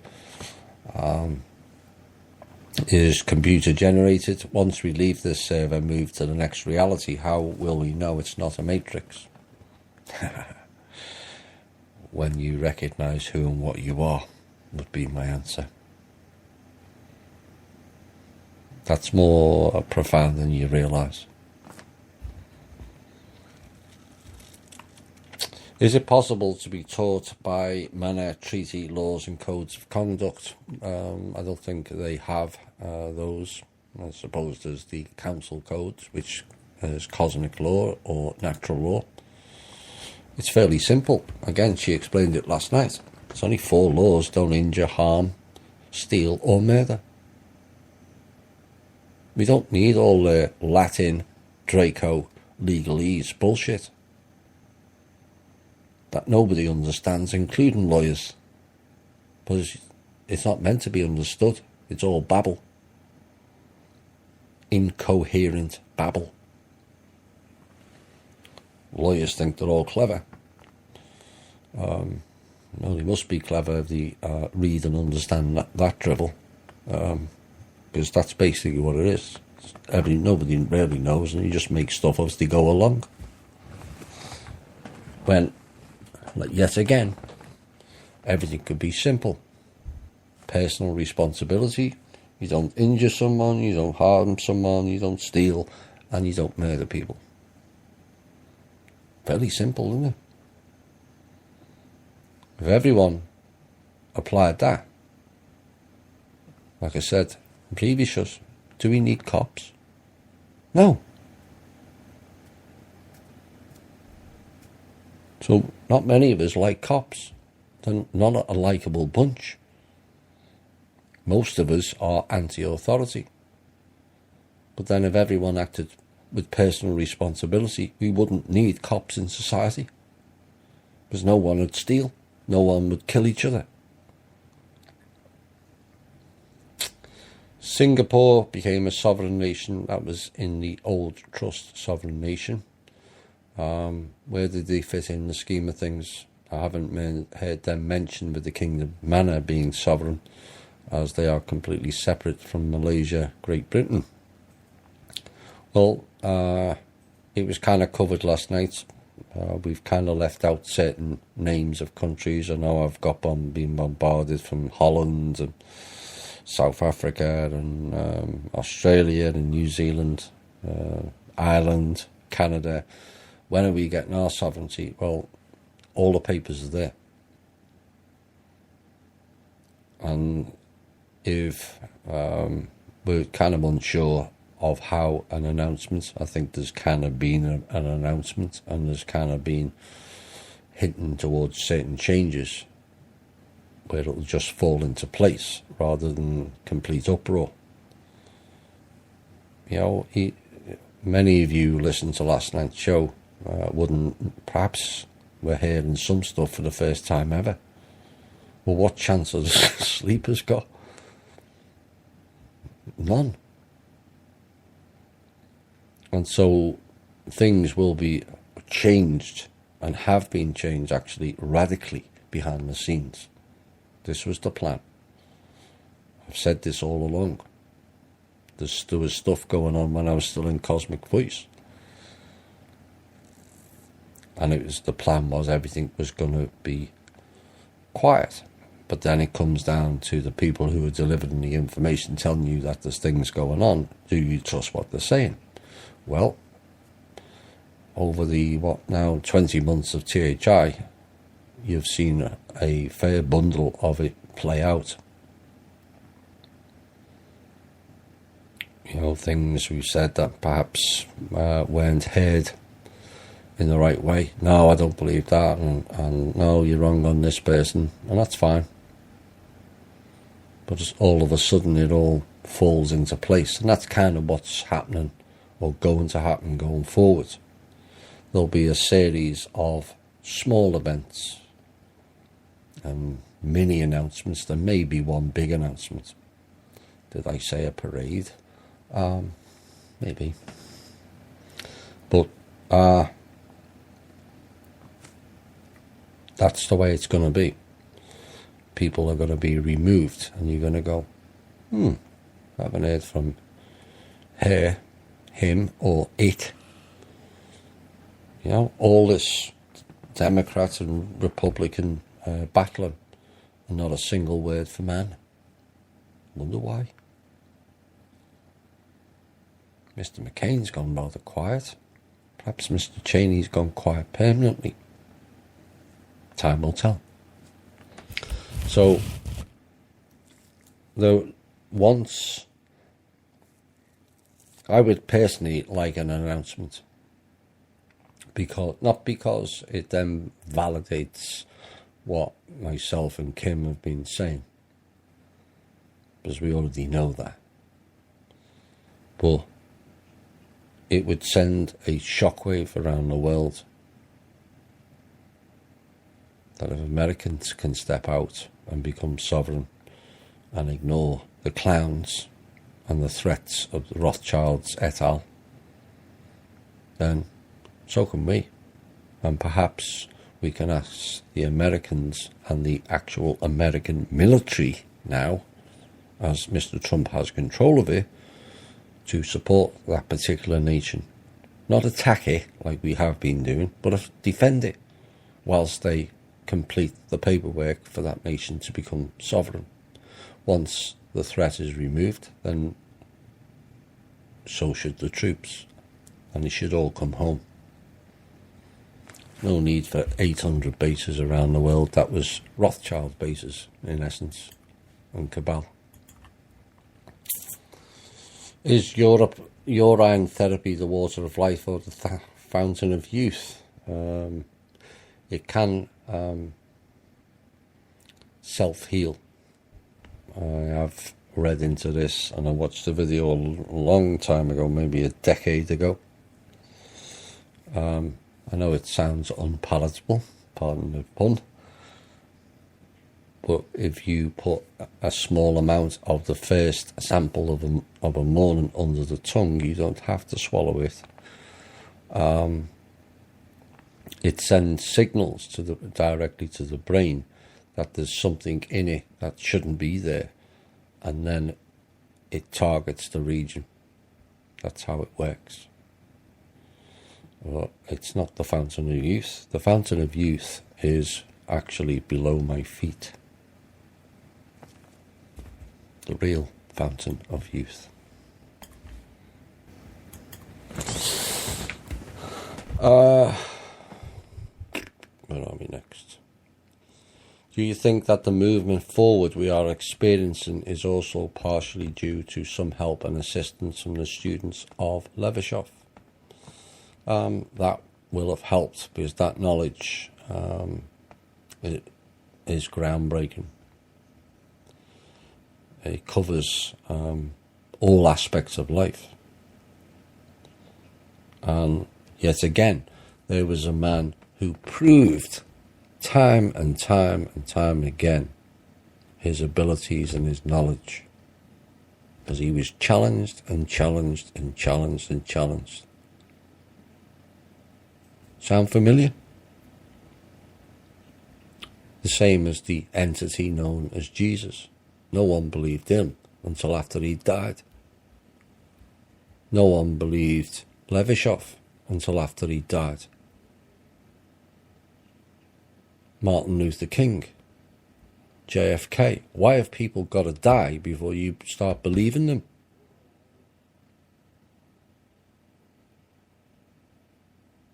Gandhi is another one.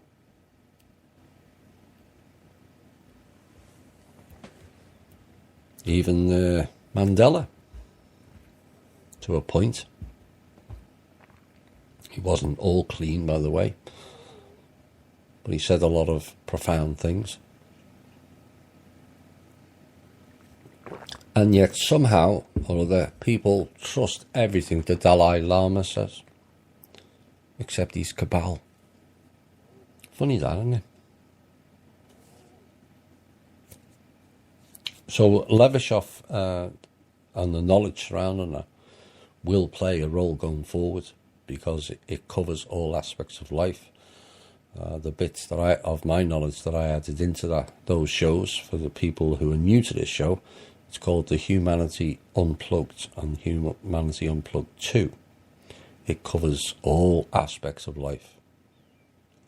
Our past, our present, our future, our genetic makeup, illness, how to cure it, about plants, everything. And he was challenged and challenged and challenged and proved it, and people still disbelieved it.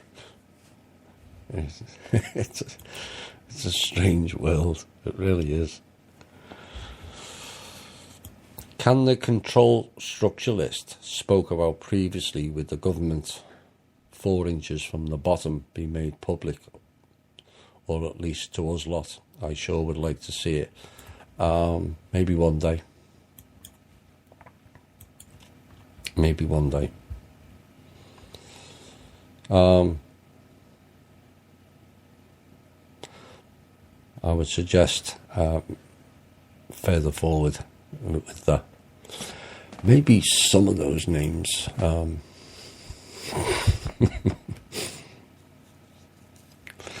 No, best not.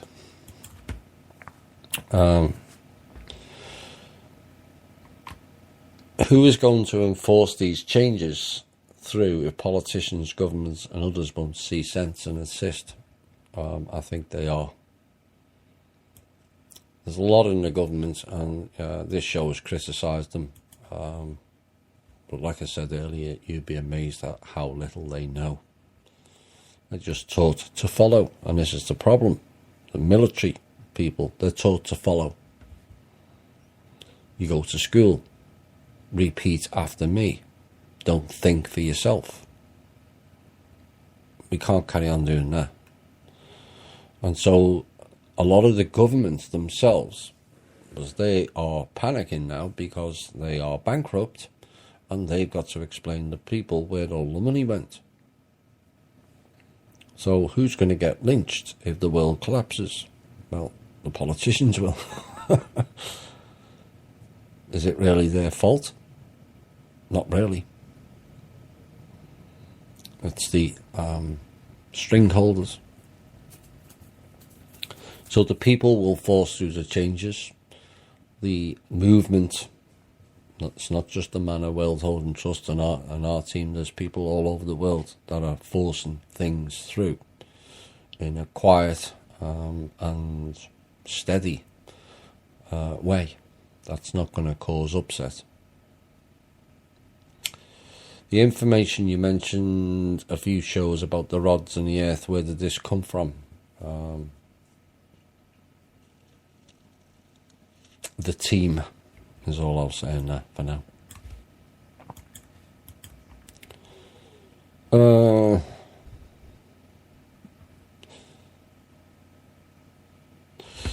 In a previous radio show, the control by the Vatican was not mentioned, but I understood that they were ultimately given the orders and collecting part of the tax money. Yeah, that is correct. Could you elaborate on their role in regards to America and the World Trust? Well, now they have none. You heard what it said last night. And in the letter, we're not at the behest of any thing or anybody else, be it corporation, be it society, be it faction, be it the Crown or the Vatican. America is complete sovereign. So those entities can think they can interfere, but it's up to Mr. Trump, the now restored American government and commander-in-chief, to turn round and tell them to go and F themselves, which is basically the gist of what happened to Mr. Kissinger. Oops. So why do you think the agents came out on the internet and started to discredit Kim and the Manor World Holding Trust in the past week? Because they realised they've lost. Oops.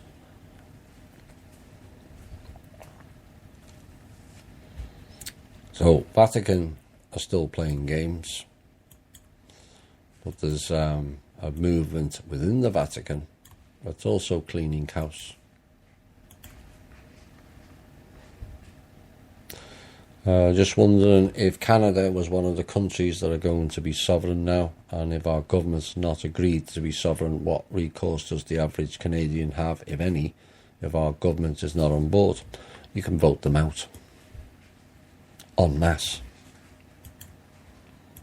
It's as simple as that. And get people out of the alternative community, and there's many Canadians up there, to replace them.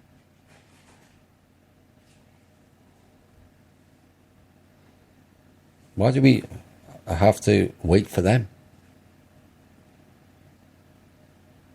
We have the knowledge, and we go in there with bundles of knowledge that they can't even dream about. Use it.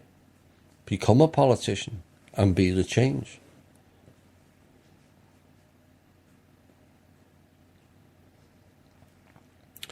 Is the Holy Bible relevant? It depends on what you mean by the term relevant. I'm not dodging the question, but I will answer all possibilities. The Holy Bible, as I understand it, or Bible, is the Draco story. It's nothing to do with us and our people.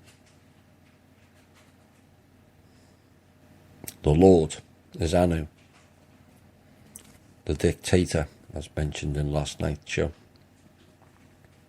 The former dictator. Cain and Abel, Enki and Enlil, it's all the same stuff.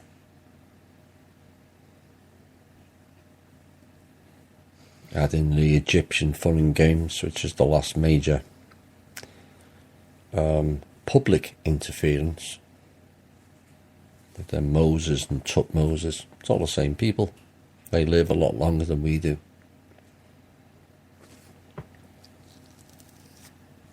Ra, Marduk, Helios, Horus, it's all the same people. Satan, Set, Typhon, same person.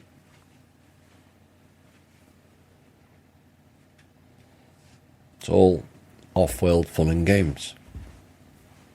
So if you're looking for enlightenment from that book, then you quite clearly see it's got a rather dark path. It's not benevolence, is it? Such and such begets such and such. In other words, it's inbreeding. Wonder who does that. Wonder who copied that. So there is moral lessons in the Bible which should be observed by all. But if you're looking for it to be relevant to our history, it's not. It's his story, Anu's story, not ours. And that's going to upset a load of people. I understand that. Because that is another program that's been pushed into humans to seek outside of themselves, when all the answers were within.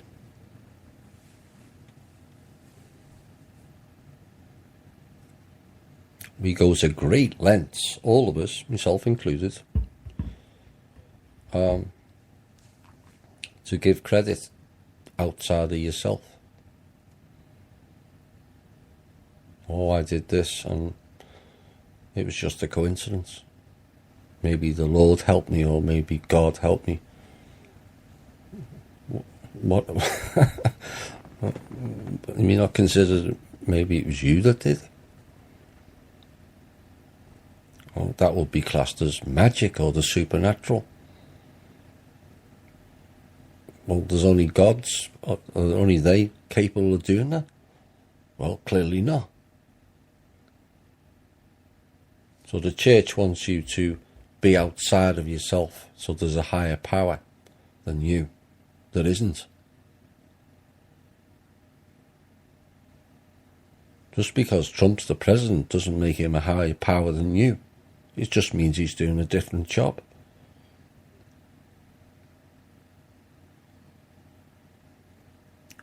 To the public, it's more important than maybe a property maintenance manager or a hairdresser. It's still a job at the end of the day, isn't it?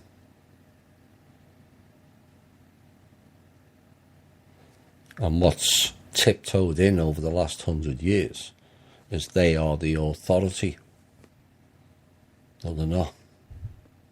We've forgotten that. They are profession holders, tasked to do a job on behalf of the people. They're not the authority, no more than the police or the judges are. They're not authority. But we all frightened if the IRS or the police turn up or the judge starts speaking. Why?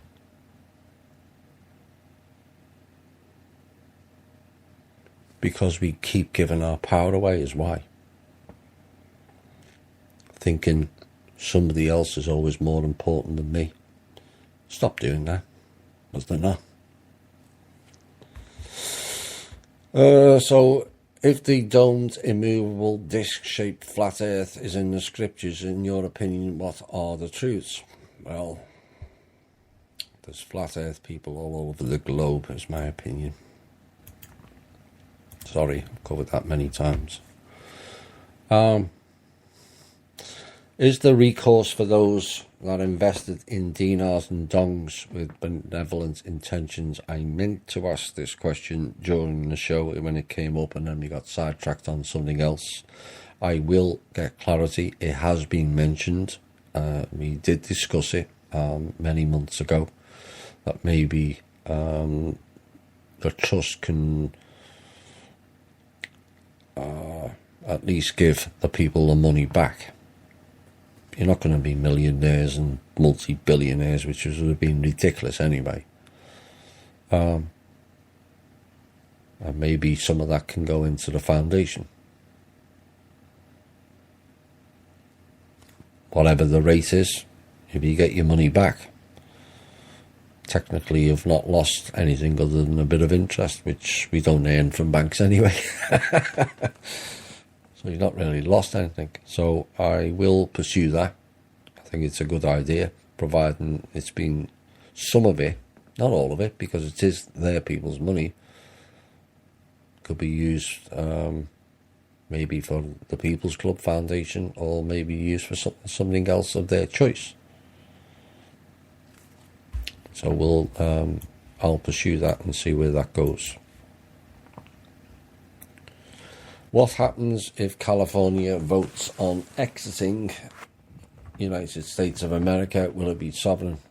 No. Is anything being done to save California from all the evil that's been orchestrated? Well, with the sovereignty, that some of that fun and games might be stopped. But people have to be patient. I know that's not what you want to hear. You know, I keep saying there's 489 aspects of life that have to be changed or repurposed or cancelled or improved. 489. And there's 209 countries to do it in. It's a monumental overhaul. And there will be things that we want done right away. That might be your choice. But there's other people who want this choice, and other people want this choice, and other people want that choice, you know. And then there's some people who just want all of it done yesterday, including myself, I might add, so that I can get on with better things.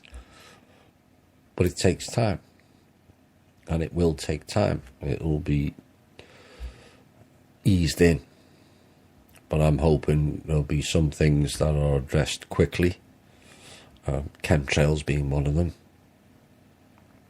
Whatever's in it, we want the full truth of what's in it and why, and that'll finish that debate once and for all. And the other thing I would like is the troops brought home where they should be, with the families. That in it, those two in itself, to me, declares America sovereign. We've taken control of the military and they're back home, because there's no real need to be fighting any other country currently anyway. None of them are attacking us. In fact, we haven't been attacked since Pearl Harbor, and that was fake.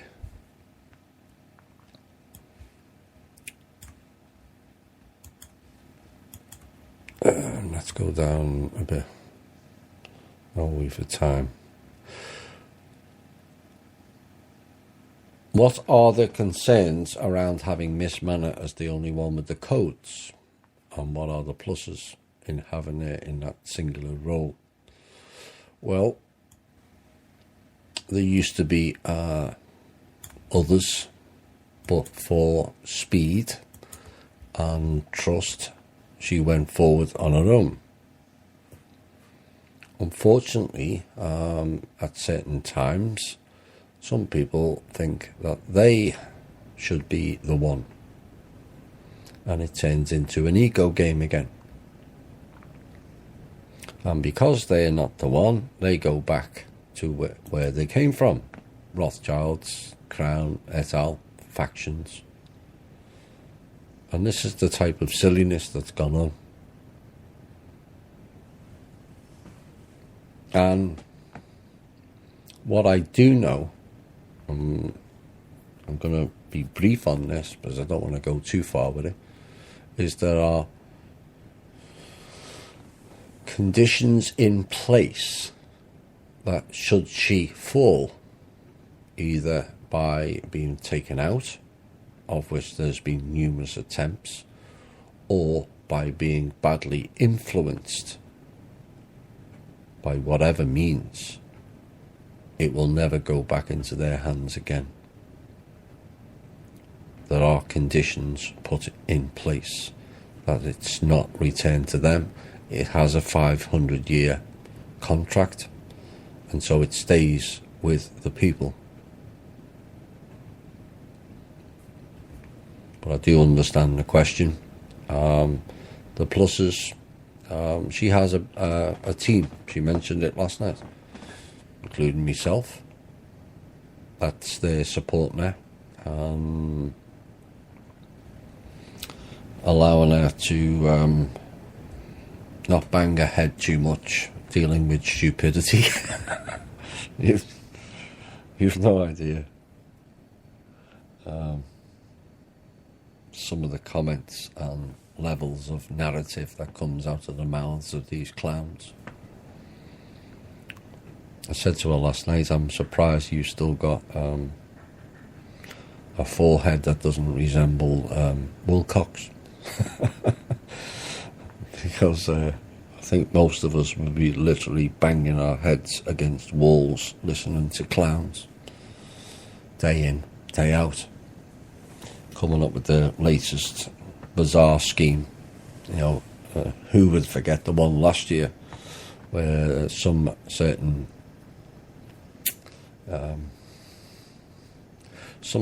clowns, I will say, I don't want to label, came to the meeting and said they're getting higher dimensional US dollars from the ETs.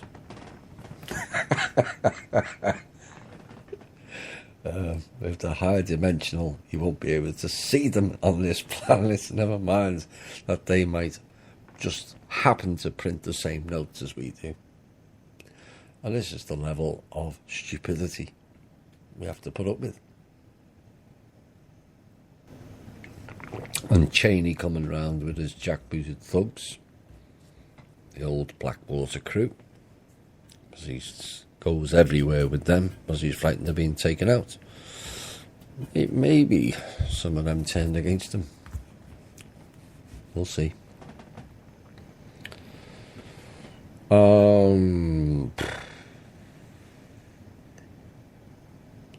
Since we are sovereign, can we petition our states for alloidal land title? If we own our properties, are we also getting crushed by property taxes? Good question, and I don't know the answer. You know, there'll be things that come out as things are unveiled. I know it's important to say certain things, like I said about 5 minutes ago, certain things are more important to certain people. But you've got to understand this is about the all. You know, there's 99% of American people who have never even heard of the term alloidal title. That doesn't mean to say that it's not valid. But what I'm saying is it's not something that's going to come up straight away. It may do. You know, I don't know all the answers of how it's going to roll out. You know, there's so many things that have to be dealt with. Like the next question, even with the possibility of zero of taxation may be considered to be lowered, the fact that people's paychecks, income, retirement, monthly checks from various sources, companies, corporations, social security, VA, and just about all items, commodities people buy for daily use, necessities are taxed in excess. There is a benefit for the people of lowering taxation. Yes, and it should be, in my opinion. But I'm not making the rules. But once certain things roll out, they are aware now of the theft, not only from the people, but also of the country. And as long as I'm still playing a role in it, I will keep reminding. But to me, it's far better. It seems the way it's going to go. It's going to go into projects rather than the $6 million handouts some clowns on the internet decided we were all going to get. Like, that's going to, it's just not going to improve it. Again, that was explained last night, how that works. There's nothing to support that 6 million. It would collapse the whole economy, so your 6 million devalues by over 50%, and then 50%, like the stock market, it'll just keep going down. And so you're sitting there with a couple of $100 when you're at 6 million. Well, if it keeps devaluing because you've just overloaded the system, your $6 million has vanished overnight. A bit like the Bitcoin. Is the additional taxation with the income tax IRS really a just and fair necessity in the plans moving forward? In my opinion, no. How that's going to be repurposed, I will imagine there'll be much headbanging going on, but we have to step away from the Crown. Maybe the IRS has to come off being a Puerto Rican trust and is stationed on the mainland. Puerto Rico is not part of America, despite what they think. And it becomes on the mainland, and we reduce the taxes to minimal. Because even if it, like I said last night, even if it's just 1% tax from everybody, it's still 1% extra for the American economy or government. So why not do it? We've gone 85 years of paying taxes and getting zero benefit out of it, apart from the 10% operating costs that might give a few people jobs in the IRS. But you could reduce it to 1%. But that's me, simple thinking. Not everyone simple thinks. And I hope we can push things, but it's up to all the people to push things. Once certain amounts of the truth comes out, if this goes out public about the taxes, they're all going to be demanding the tax, the income tax be cancelled altogether, and technically it should. As we move forward, and we don't have that excess need where we always need a better car and a better house every couple of years. There's nothing wrong with the one you got now. You don't need to go from a 42-inch TV to a 56-inch TV. The need to have that amount of money dwindles, and you can still have a much happier life. If you're not competing with people, you have no idea how much easier and free you feel stepping out of that comparative mind program. Miss Von Reitz should do that, and quickly, because that's what she exhibited yesterday. Somebody did it better. Great, is my opinion. There's lots of people who do radio shows better than me. Great. Does it matter? If they're putting out intelligent conversation that makes people think, or the truth, does it really matter whether I get 1,000 listeners or 1 million? In some aspects it would be better, but it's not the driving goal.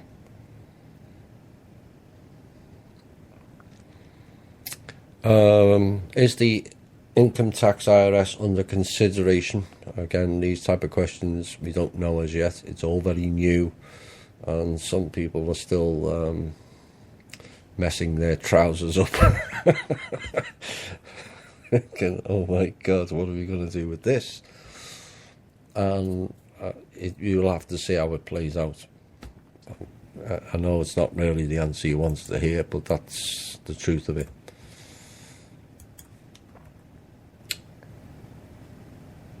There's a number of questions on the IRS and taxes. I can see where people are going with their thinking, and we will push on it. It should be dealt with. Same applies to property taxes. They could certainly improve people's lives by lowering the property tax, by then taking some of the vast amounts of funds in the CAFA accounts.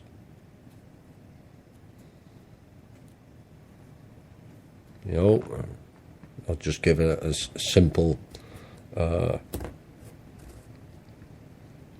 equation. If they reduce property taxes by 50%, that to most people is a vacation money, which far too many people in this country don't have. They can't afford it.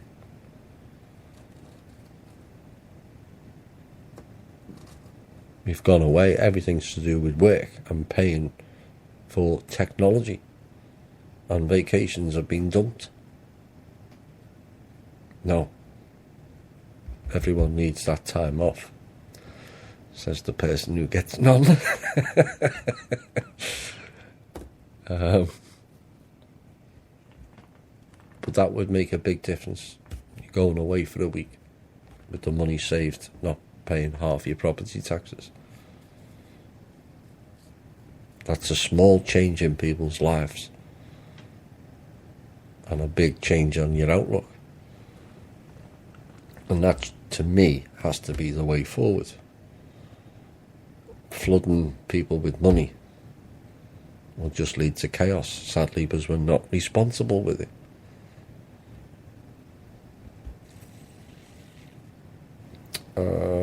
My husband and I are being taxed out of our home for 31 years despite being otherwise paid for. Is there any chance that social security payments will go up, which would help so many seniors? Again, it's not a question I can really answer. We'll have to see how it plays out. I would imagine, given the push, there will be a lot more funding for children and a lot more funding for the elderly. A nation that ignores both is not a good society. And that's something that we have to address. Will all the assets, dollars and gold, taken off will now be returned to the various countries from where they are stolen? Good question. I have to be careful. It may not. It may well be the case. But there will be a fund that is a trust fund that will allocate certain assets based on it. Certain amounts of gold are placed in regions around the planet to keep the planet in orbit. So it can't be moved. Certain other aspects have been removed to stop them using it. Whether they'll be returned in situ remains to be seen. But if the system is a lot more transparent, then there's no real need to hoard certain things, like in Fort Knox that's been empty for quite a while as it got looted. There's been no audit in Fort Knox since 1953. Imagine the shock when the world finds out there's none there. As the Germans found out when they asked for the gold back and were told 7 years, which is basically 7 years worth of gold mining. So in other words, they didn't have it.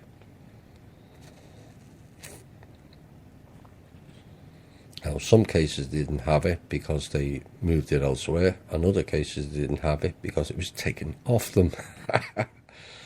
Oops. And they're not getting it back. Them clowns, anyway.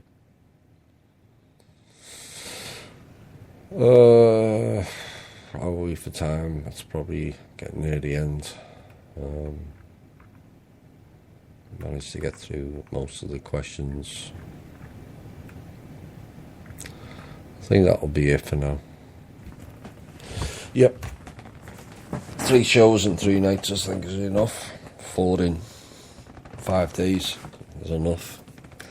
So, there's not much intel, but then there was a lot of intel last night.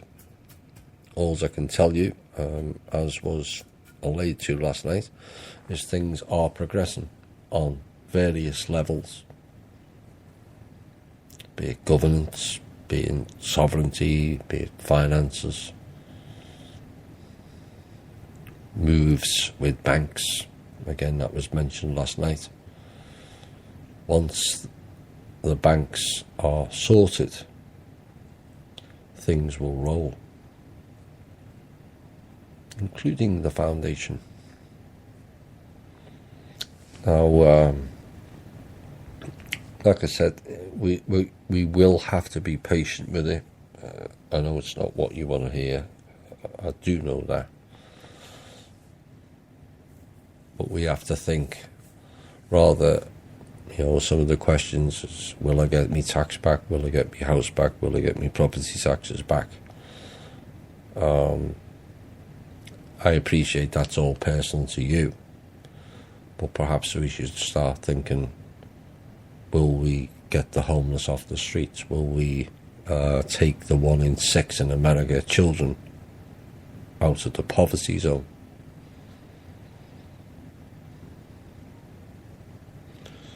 And yes, the foreclosure issue has to be dealt with. I am a victim the same as a lot of people. Fortunately, I'm in a better position than most others because of previous investments. But still not right.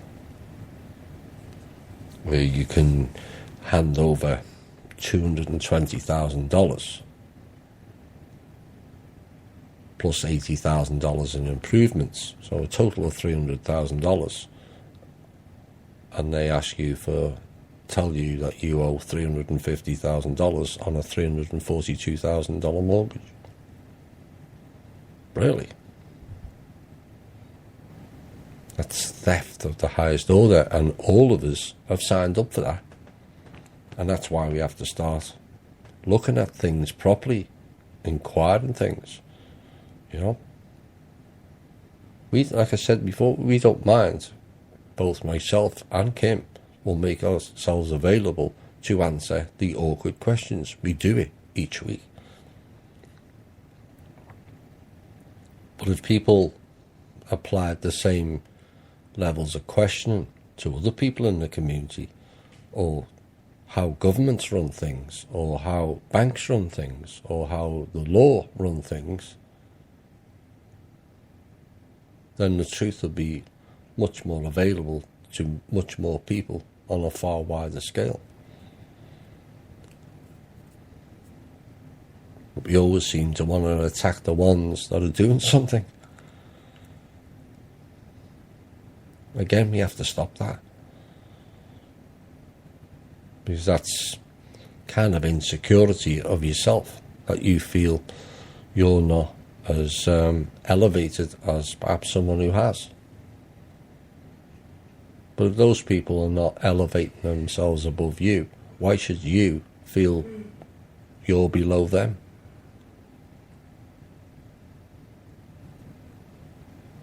You shouldn't. And neither of us, and I've met 1 or 2 of the other members of the team, have unbalanced egos. Maybe they were the perfect people to go forward with. Because all the other ones have failed because they couldn't control themselves. They saw a little bit of money, a little bit of a title, and suddenly they go off the rails. In other words, they become part of the same old guard system. How's that going to achieve anything? It's not, and it hasn't. And if people want to see us as a model to step forward with, then fine, if you think that model is suitable for you. You have your own free will choice. So, deeper thinking is required on how we can go forward. Think about what I said to do if you set up a business or the foundation funds your business. Do you like that idea that I put forward? Because that's all it is. It's an idea. It doesn't mean to say it has to be implemented. But is that surely it's a better way of running business in life that everyone shares rather than everyone competes and people lose their businesses and lose their life and lose their homes.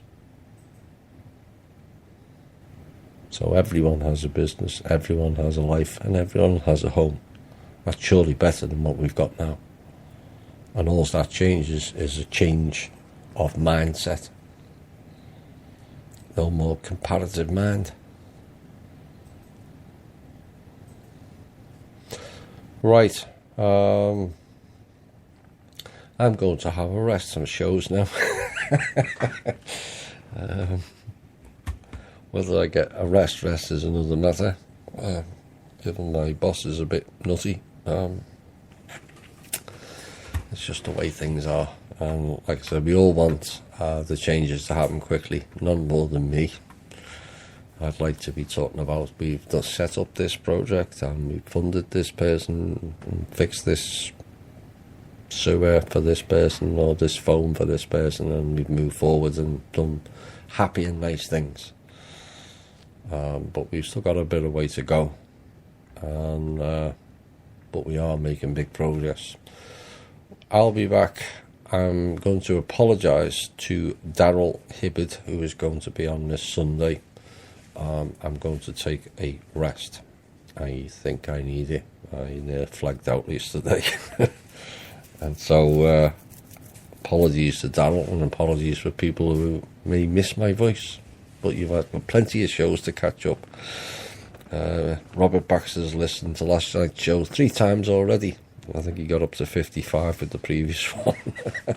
So there's plenty to listen to and plenty, as per usual, to ponder over. And I hope Anna doesn't continue the nonsense. You pushed me into saying that. I didn't really want to say it, but you left me with no option. It's time to step out of faction games and start playing for the benefit of the people, and not factions and not Anna von Reitz. All people. That includes Neil Keenan, Wilcock, Drake, Cosmic Voice. Everyone's going to be needed to be part of the push forward to change the world. Not our group's better than your group. It's rubbish.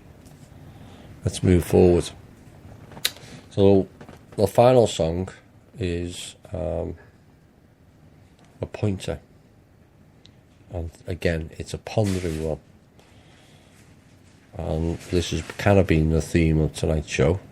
Whilst it's exciting, all these things are happening. Not everything will happen overnight. Not everything will happen what we want. But sometimes it's not what you want, it's what you need. This has been the Truth, Honour and Integrity Show. My name's Thomas Williams. Bye for now.